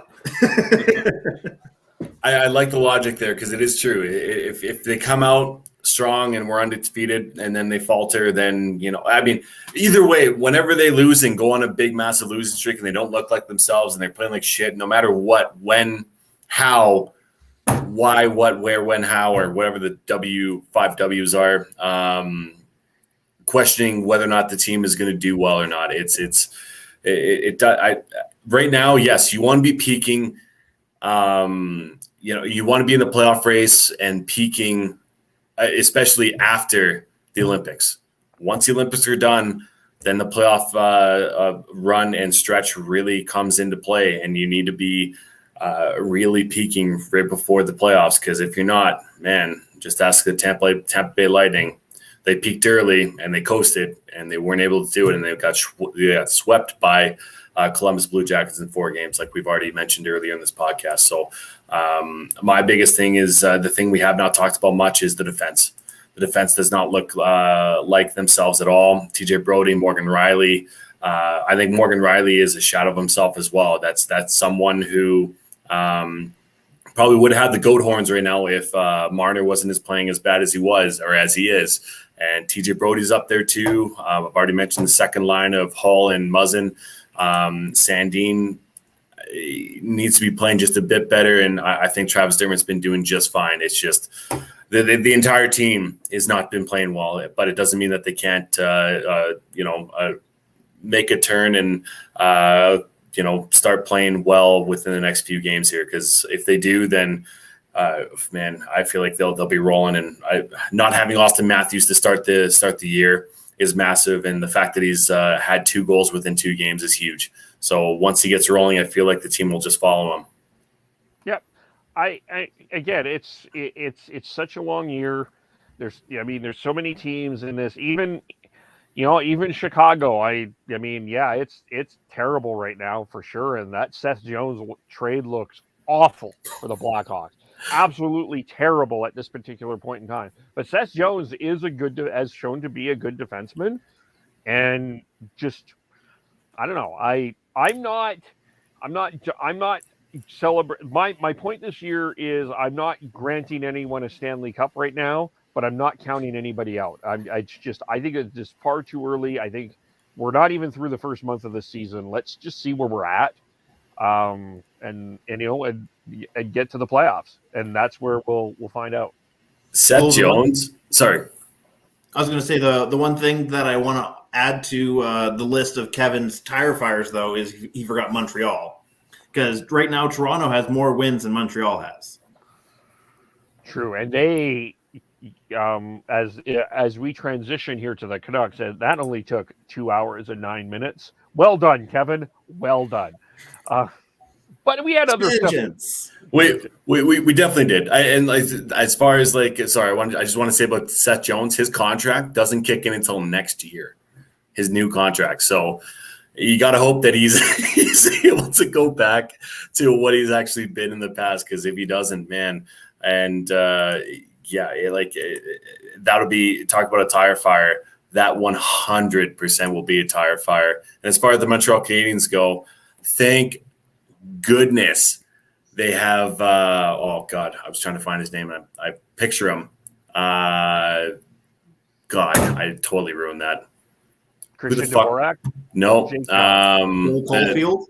Cole Caulfield. Mike Hoffman is back, and he is sniping on the power play, but does absolutely nothing 5-on-5. That's all I'm saying. That's been the Mike Hoffman way, typically, I think. Yeah. Sounds like another James Neal. Yep. But as we transition into the Canucks now, 2 hours and 10 minutes into the podcast, which we'll try to end this here as quick as possible, but try to make sure we do have a good conversation. And I blend this in with Connor Garland because I think one of the things that I think I'm going to start defending a little bit, being a little bit of a defender of Jim Benning, which does not appease many of Canucks Twitter well. But that Tyler Toffoli contract, Shauna, I think you and I had this conversation a while ago. That contract that the Canadians signed for Toffoli, I think is not going to look good really soon here, and especially amplified when you see the way Connor Garland is playing. Like, I would take right now Connor Garland over Tyler Toffoli. I think would be I think an easy choice. Oh yeah, it is. And Tyler Toffoli had one hell of a season last year and deserves all the credit in the world for what he did last year or last season. Can't even say last year. It's all still in 2021. I know. This is weird. But last season he was fucking fantastic. And it looked good for him. But if you actually look at the underlying the stats and his career, and you can actually compare him to Tanner Pearson, other than that year, and he was on a bit of a heater with the Canucks and just leading up to joining the Canucks too. He's a better goal scorer, but it's not significant. And I wish him the best in Montreal, but I do think I've said this before multiple times, and we've discussed this multiple times on this podcast. That contract is not going to age as well as many people think. He's not a fleet of foot skater, so he's not going to be able to keep up as he gets older. He's a very smart player. He's got one hell of a shot. But yeah, I'll take Connor Garland every day now. I'll take our angry little elf. I'll take our midget. I'll take our guy who will Steve Sullivan, the Seattle Kraken fans, and point out when they trash talk him and he goes and scores a goal, he'll find them and stare daggers at him. I'll take that guy. Yeah. Going for Garland as far as a long-term option, hands down, yes. Yeah, I agree with Sean's point as far as Toffoli definitely had a hell of a season last year, or this year, made the same mistake. But overall, like, as much as Canucks fans hated letting Toffoli walk the way he did, how things played out, much happier. Like, it is still early, but from what I've seen, he's gonna make me get a Garland jersey. His beard game is strong. He's short. He's feisty. Is he me? Just that, but actually good at hockey. It's so much fun to watch. Connor Garland is saving Jim Benning right now. He really is. Just as everything that you guys just said, a season year ago, if that's correct,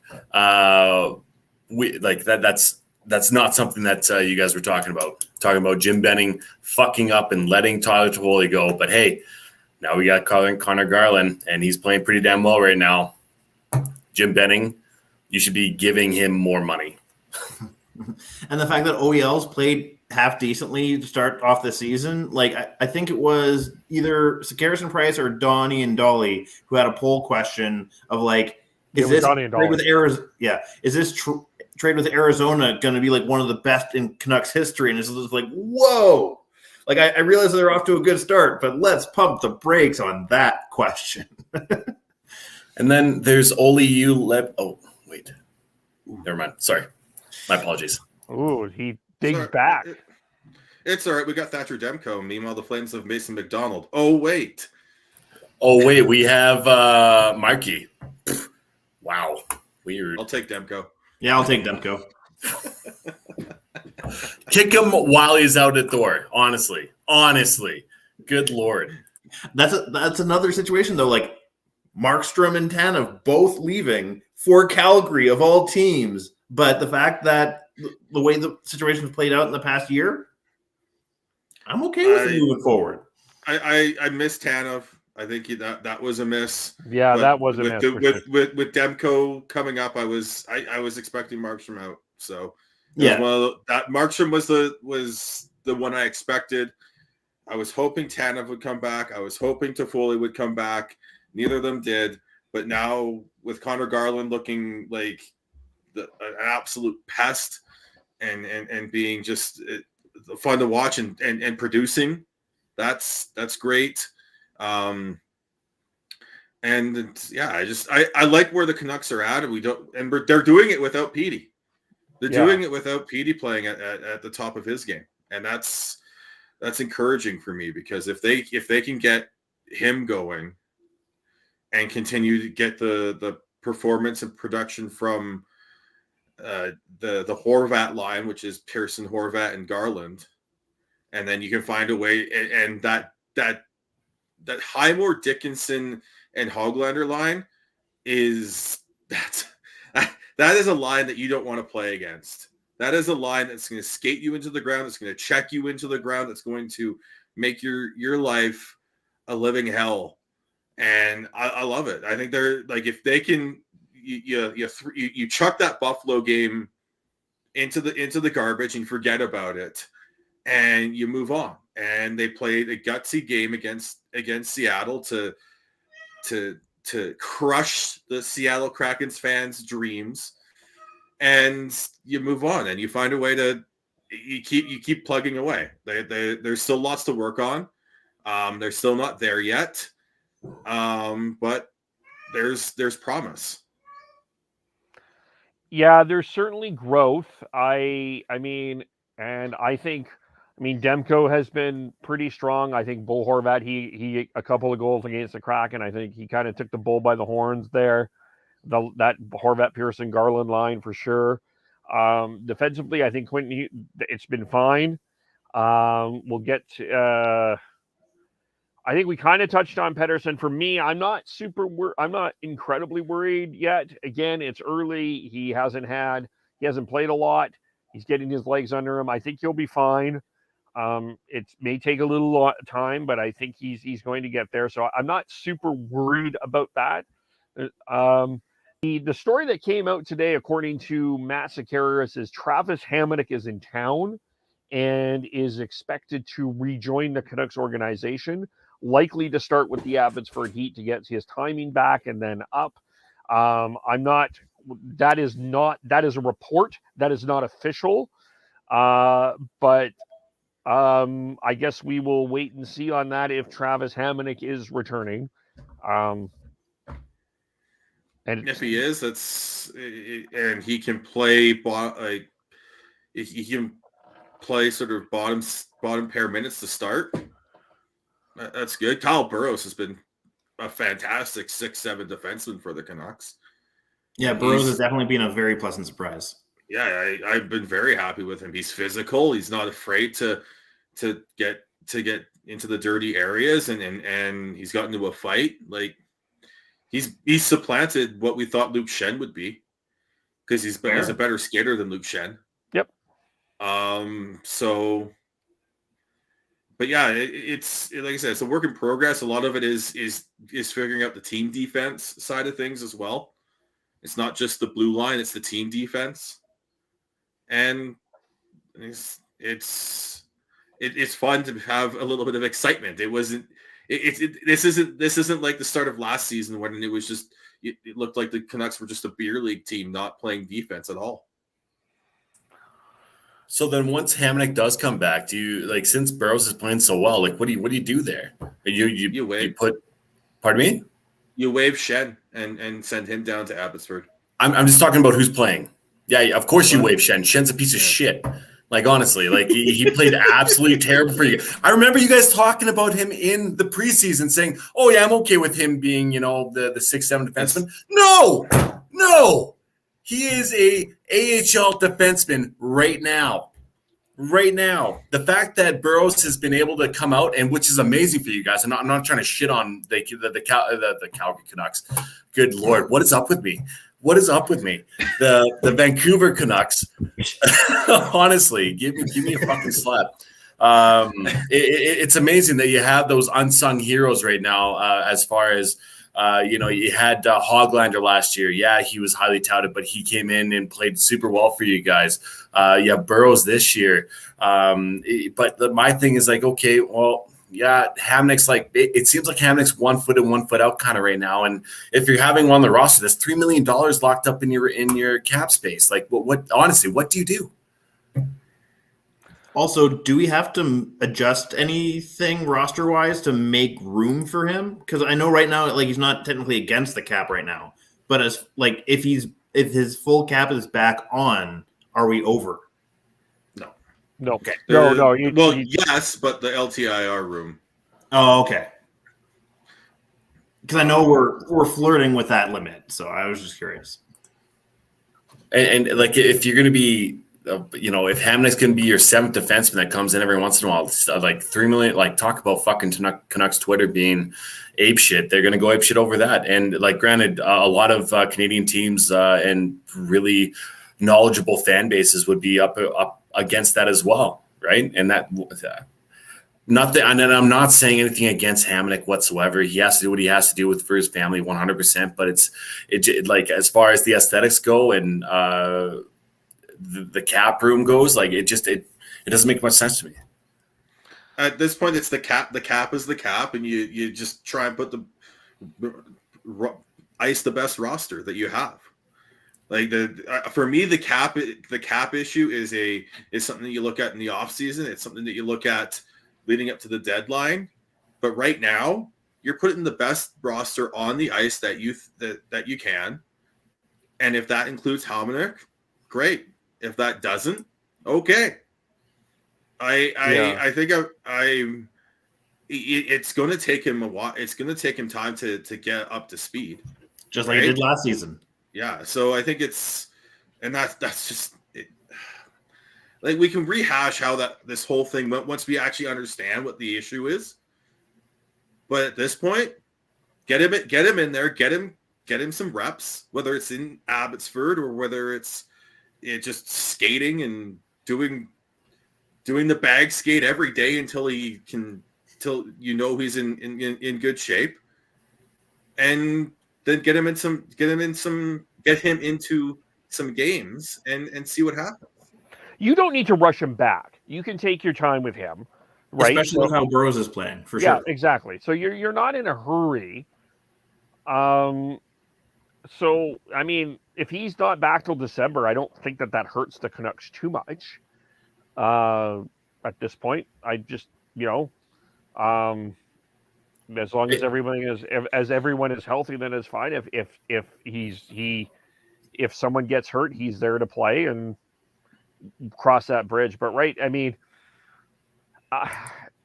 sometimes with this cap stuff, there are players that are going to be overpaid, and it's not going to look good. And the draft guys are always, or the cap people are going to be like $3 million on the bench. But I think with right now, we're trying, the one thing that the cap people, I think I feel like they miss the personality. Why I can't sit. This is why I really cannot sit on the analytics part of hockey all the time, or as much as everyone else, is because I just gravitate towards the human emotion part of the game just too easily for me. And I look at it with a guy like Travis Hamonic, what he's been through. Give him the time to get his foot right, and just forget the money. This is a player. This is a person first and foremost. And that, to me, if it takes a little bit longer for him to get his footing right, who cares about the $3 million? But the thing is that, okay, and I agree with you guys. I really do. But I'm being devil's advocate here. $3 million can go a long way within your cap system to get a good middle six player, right? And I'm not saying you get like the Vancouver Canucks don't have a good middle six because they really do. But I'm just saying $3 million is a lot to be sitting on the bench. And, eventually he'll get back in. I know he will. Injuries happen, like you guys said, but aesthetically, I want to hear some emotion from you guys. Being happy where you're at right now for sure is like, yes, but come on, like a $3 million is a lot. It's an 82 game season, Dev. Like we have to pace ourselves. Yeah, we're keeping our freakouts for when we actually have a horrible road trip, not a above 500 road trip. Okay, and I'm loving you talking about this when you cheer for the Flames who have $3.75 million Zadorov sitting tonight. Listen. Zadorov is younger, and I was actually a lot higher on him than everybody else was. Because, like I said, I thought that Seattle was going to take him in the expansion draft. Sean, you agree with me, so don't give me that shit. Still, he's sitting. That's fine. That's okay. That's okay. The fact, like, once again, you guys have Burrows who is found money, and we have Shillington who's found money. Like it's circumstantial for sure. I'm more than happy to have the conversation about the Flames, but we're talking about the Canucks right now. Yeah, and like honestly, to go back to your thing about Hamonic though, like I'll take both your and Kevin's perspectives and say, yeah, $3 million can make a difference if we want to play around with that cap hit. As far as how this season has played out and specifically Hamonic's situation is playing out, we ride this out. We basically go with Kevin's model as far as this season. And if we find that, this Hamonic situation is not going to really work out long-term, then you make a move in the offseason. Well, he only has 1 year left. Or no, he has 2 years left. That's right. He's got 1 year after this. Yeah, 2 years at $3 million. Yeah. Yeah, so it's one of those things that, like, this conversation probably is too soon to actually happen. But I'll bring it up again eventually. Fair. Now, I guess the other question that I would ask though is, when do you play Halak? You have Wild tomorrow, your home opener, first one in front of fans, full capacity, by the way. You got Thursday the Flyers, you got Saturday the Oilers, you got Tuesday the Rangers, you got Friday the 5th against the Predators, Sunday the Stars, and then the 9th against the Ducks. You ride Demmer at this point.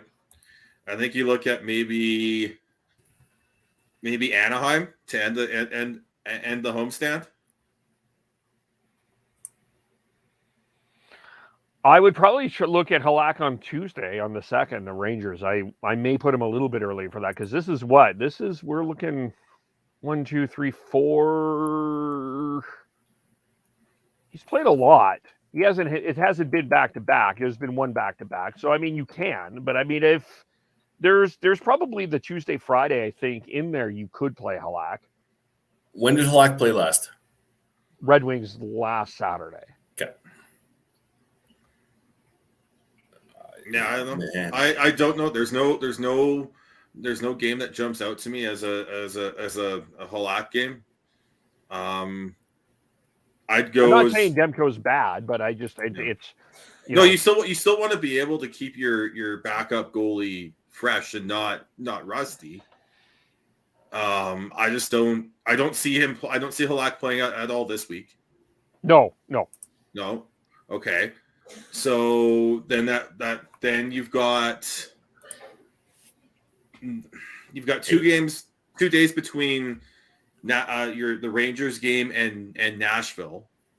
Do you want to give Demko a couple days rest and then you can reset him with Ian Clark for a couple days and give him a full 4 days off type deal and start Halak on the 5th versus Nashville? 4 days off is a long time for your starting goalie. I know. Yeah. Which is why I think it's got it. I wouldn't be surprised if they do that.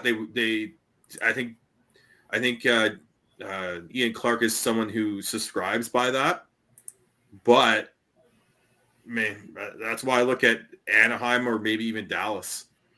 as your next Halak start? I got to say Philly. Thursday against Philly. I think that's a great start for him, honestly. A team that is questionable, still good. It gives a bit of rest from him from Minnesota to Edmonton because he's going to have a fucking hand load there in Edmonton. Like it's going to be an onslaught, honestly. And then he has New York, and then a few days off, then Nashville, and then maybe Sunday you play Halak again against Dallas. I don't know. I think Philly is the perfect spot for him as far as game load goes for Demko.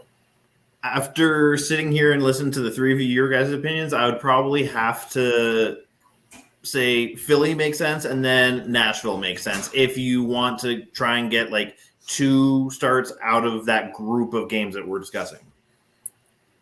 It's very similar to making sure Vladar is game ready. You want Halak to be game ready. He's older, and you don't want to overwork him. And that's saying a lot for a backup goalie to be overworked, but you want him to get reps. And I think Philly because if you think about it, look at the schedule. So you had last Saturday, and then you have it would be almost 2 weeks if he starts with Philadelphia from his last start. That's not something you want to happen, to have that much of a break in between your backup. And then it would be almost 3 weeks from Detroit to Nashville. And that, to me, that's too long.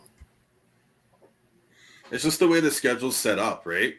And he'll get they've got a back-to-back Vegas and Anaheim, 13th and 14th. They've got another back-to-back on the 28th and 29th of November. So he's going to get games there. So I think getting one in on this homestand is what I expect for Halak. Yeah. And then but the other thing here too, and I'm just this will be my second ridiculous take of this podcast, but I don't think it's as ridiculous as the first one. I actually do think that there is a legitimate chance that Demko not only makes the U.S. Olympic team, he plays a lot more than people think. I do not think that this is I don't necessarily think that this is Connor Hellebuck's net as easily as people think. I think that Demko is. I think if I'm the U.S., I think I look really long and hard at Demko as a possible option. Are you feeding another goaltender in there? John Gibson? I was about to say Dylan's gonna yell at you there, Kev. Dylan, Kev. I would put Demko. Honestly, I'll take Dylan's punch. I would put Demko ahead of Gibson.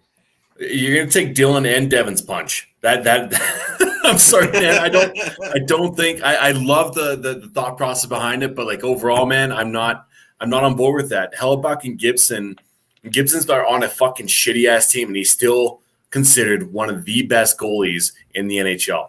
Look at his second half numbers, though.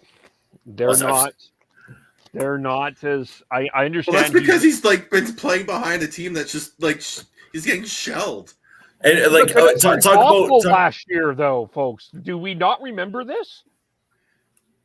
Who's his backup? Who can they trust outside of him? Okay, Solars. What? He's on par with fucking Hutchinson, man.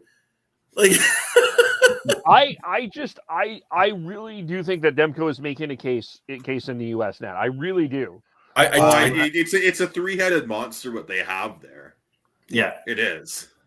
I would argue and say that the U.S. goaltending situation is considerably better than Canada's right now. Absolutely, I would totally. That's not even an argument. That's just the definitive fact. That's a facts fact. Only. Our potential number one just got his first vaccine shot today. So, oh, he's not the potential. Blackwood, no. Kevin, no. If Price doesn't go, where do we go? Is it Binnington? And if not Binnington, and I'm not saying this is high up on my list, but I have seen his name thrown around, Talbot. Marc-Andre Fleury, guys, are we losing our minds here? Do you remember when Adam brought up the 54th and 56th of Philip Grubauer Do you know who's also in that 50 number? Is Marc-Andre Fleury. Oh, yeah, but again, look at who he's playing behind. But does he just magically turn a 180 if he's all of a sudden on Canada's team though? Yeah, I thought that he was done in fucking Pittsburgh. That's why they got rid of him. And look what he did. Look what he did last year. I mean, they didn't won the necessarily Vezina. boot him out of there. It was just more they decided to go with the younger guy. And don't count out Darcy Kemper. That's a possibility. Sure, there are possibilities. I mostly went with the joke though that that the guy could be like, it's not. My point is right now, looking at the Canadian Olympic goaltending situation, it's not. They better hope Carey Price is ready to go at this particular point. That would concern me. Yeah, that's fair. But to bring it kind of back to getting everything back on the rails again, though, I do see where Kev is coming from as far as Demko is impressing. He is one of the up and comer, will be a top tier goaltender, top 5 goaltender in the league in the next couple of years. I have full faith in that. So I endorse where Kevin's idea is coming from, just maybe not in Beijing. Did you say top 3 goaltender in this league? I said top 5. Oh, I see top 10 for sure. I'm throwing him a little bit higher up. I'm going to say this. I'm going to bring Tyler perspective into this. Until he does it, he does it. He's not proven yet, right? He's shown that he can do it, but it's got to be sustainable. It has to be. And as of right now, I can see the argument behind saying next 3 years he could be, I'd say top 7 goalie within this league. Top 5 might be a bit much. Top 3, that I'm not saying you said top 3, but I'm saying overall that's a bit of a reach. But if Demko isn't on this U.S. roster, I'd be very surprised. He is a 3 goalie right now for sure. But once again, he really needs to solidify himself. He really needs to if that's going to be the case, Kev, he needs to be in line for the Vezina when the Olympics come around. The other thing is I just wonder if we have slightly overrated Connor Hellebuck a little bit. I mean, I'm not saying he's a terrible goaltender. Man. He is a perennial Vezina candidate, though. Look at the defense that he's fucking behind right now. And yes, we Kev, you and me have been praising, not praising, but giving them more credit than what the popular vote is with that defense. That defense is a lot better than they think that is. And Nate Schmidt this year, if you look at his points, boys, he's a 4 point per game right now. He has 6 points in 5 games, just saying. And sample size, Dev. Sample size. I'm saying facts right now. I'm saying facts right now, okay? Facts. But talk about facts, though, Kev, is that Connor Hellebuck, every year he's in that conversation for a Vezina. Maybe with 1 or 2 outlier years, but pretty much every year he's within that conversation of being the top goalie, if not top 5. And that's a hard one to really swallow. But when he stumbles, he is one guy that really stumbles, though. It's not like he's able to get back on his feet. I'll give you for sure. I see a lot of similarities between Hellebuck and Rene as far as they at their peak were dominant goalies, perennial Vezina candidates that relied on a sound defensive system to get them to that place. But yes, when they had their off nights or off cold streaks, if you will, they definitely fall off the cliff for a bit. Is this the same Chris that has been on this podcast for a long time, man? That's a solid take. I have a few gems here and there that I don't bring them out every night, but I have a couple of them, That's a fantastic comparison. I love it. That's great, man. I just want to throw this one out there. Going back to the goaltenders for Team Canada, You know who has a 941 5-on-5 save percentage right now? Please don't tell me it's Mike Smith. Please No, don't tell it's me Carter it's Mike Hart. Smith. Yeah, the Flyers have been impressed. They are off to a very impressive start. He had a rough one against Vancouver, but he's been pretty solid. Yeah, he's right up there with Igor Shesterkin and Mikko Koskinen. Fuck off. You fuck off. Oh, Right and former Leaf Freddie Anderson's 956. Yeah. I mean, I feel like any goalie will thrive behind that defensive core in Carolina. But Carter Hart, yeah, that definitely a good possibility. But once again, he really, to me, him and Demko are in the same boat. They gotta really shine here before the Olympics, and if they don't, then you know what, they probably will be a third string goaltender within this three-headed monster, if you will, of goaltenders, and more so the U.S. to Canada. But talking about the Olympics, other teams are going to be just as good. And I'm so excited for this Olympic tournament. It's going to be amazing to watch and see how well Finland does, Sweden, Russia. You can't count those guys out because they will be right there with the perennial U.S. and Canada. Fair. All right, let's leave it there. We are at 2 hours and 35 minutes. I think I was ready to go for another half hour there, Kev. Come on. Actually, I just want to bring up one last thing. All right. Since we were talking about goalies and good goaltending, I want to talk about the complete opposite, because tonight something happened that I don't think happens very often, and I want Sean to look this up since he's our researcher on the pod. Right tonight, TJ Oshie and Batherson both had hat tricks in the same game against each other. Sounds like the Crosby Ovechkin playoff game back a few years. Yep. So yeah, I was curious, Sean, if you don't mind Googling it, when was the last time hat tricks happened in the same game on opposing teams? That's crazy. There are hat tricks that happened this past weekend on the same day. You had Lucas Raymond. I know. You had, I'm giving Sean a little bit of breathing room right here by filling here. This is filling there, Chris. Yep. Continue your point. I'm trying to remember the second one because I can't remember the second player. Maybe Kev can help me out, but Lucas Raymond was one of them. And this past Saturday, there's another hat trick. Lindholm, yes. How could I forget? Man, yeah, right there. Again. I know. OT winner, Lindholm goal. Oh, my God. And for anybody who hasn't seen the Lindholm, I think it was one of his first two goals. Shorthanded, was phenomenal. He pushed off John Carlson off the puck, went in and roofed it top jet. So that was a phenomenal goal. And my God, man, as good as Lindholm is playing, I'm giving Sean a bit more breathing room here. As good as Lindholm has played as center, and he's so good, he's so versatile. I've been talking about this for fucking years. His wrist shot, if he was a winger, a right winger, oh wow, he would be. I swear he'd be probably top 20 goal scorer, if not top 10 goal scorer within this league if he had the proper center.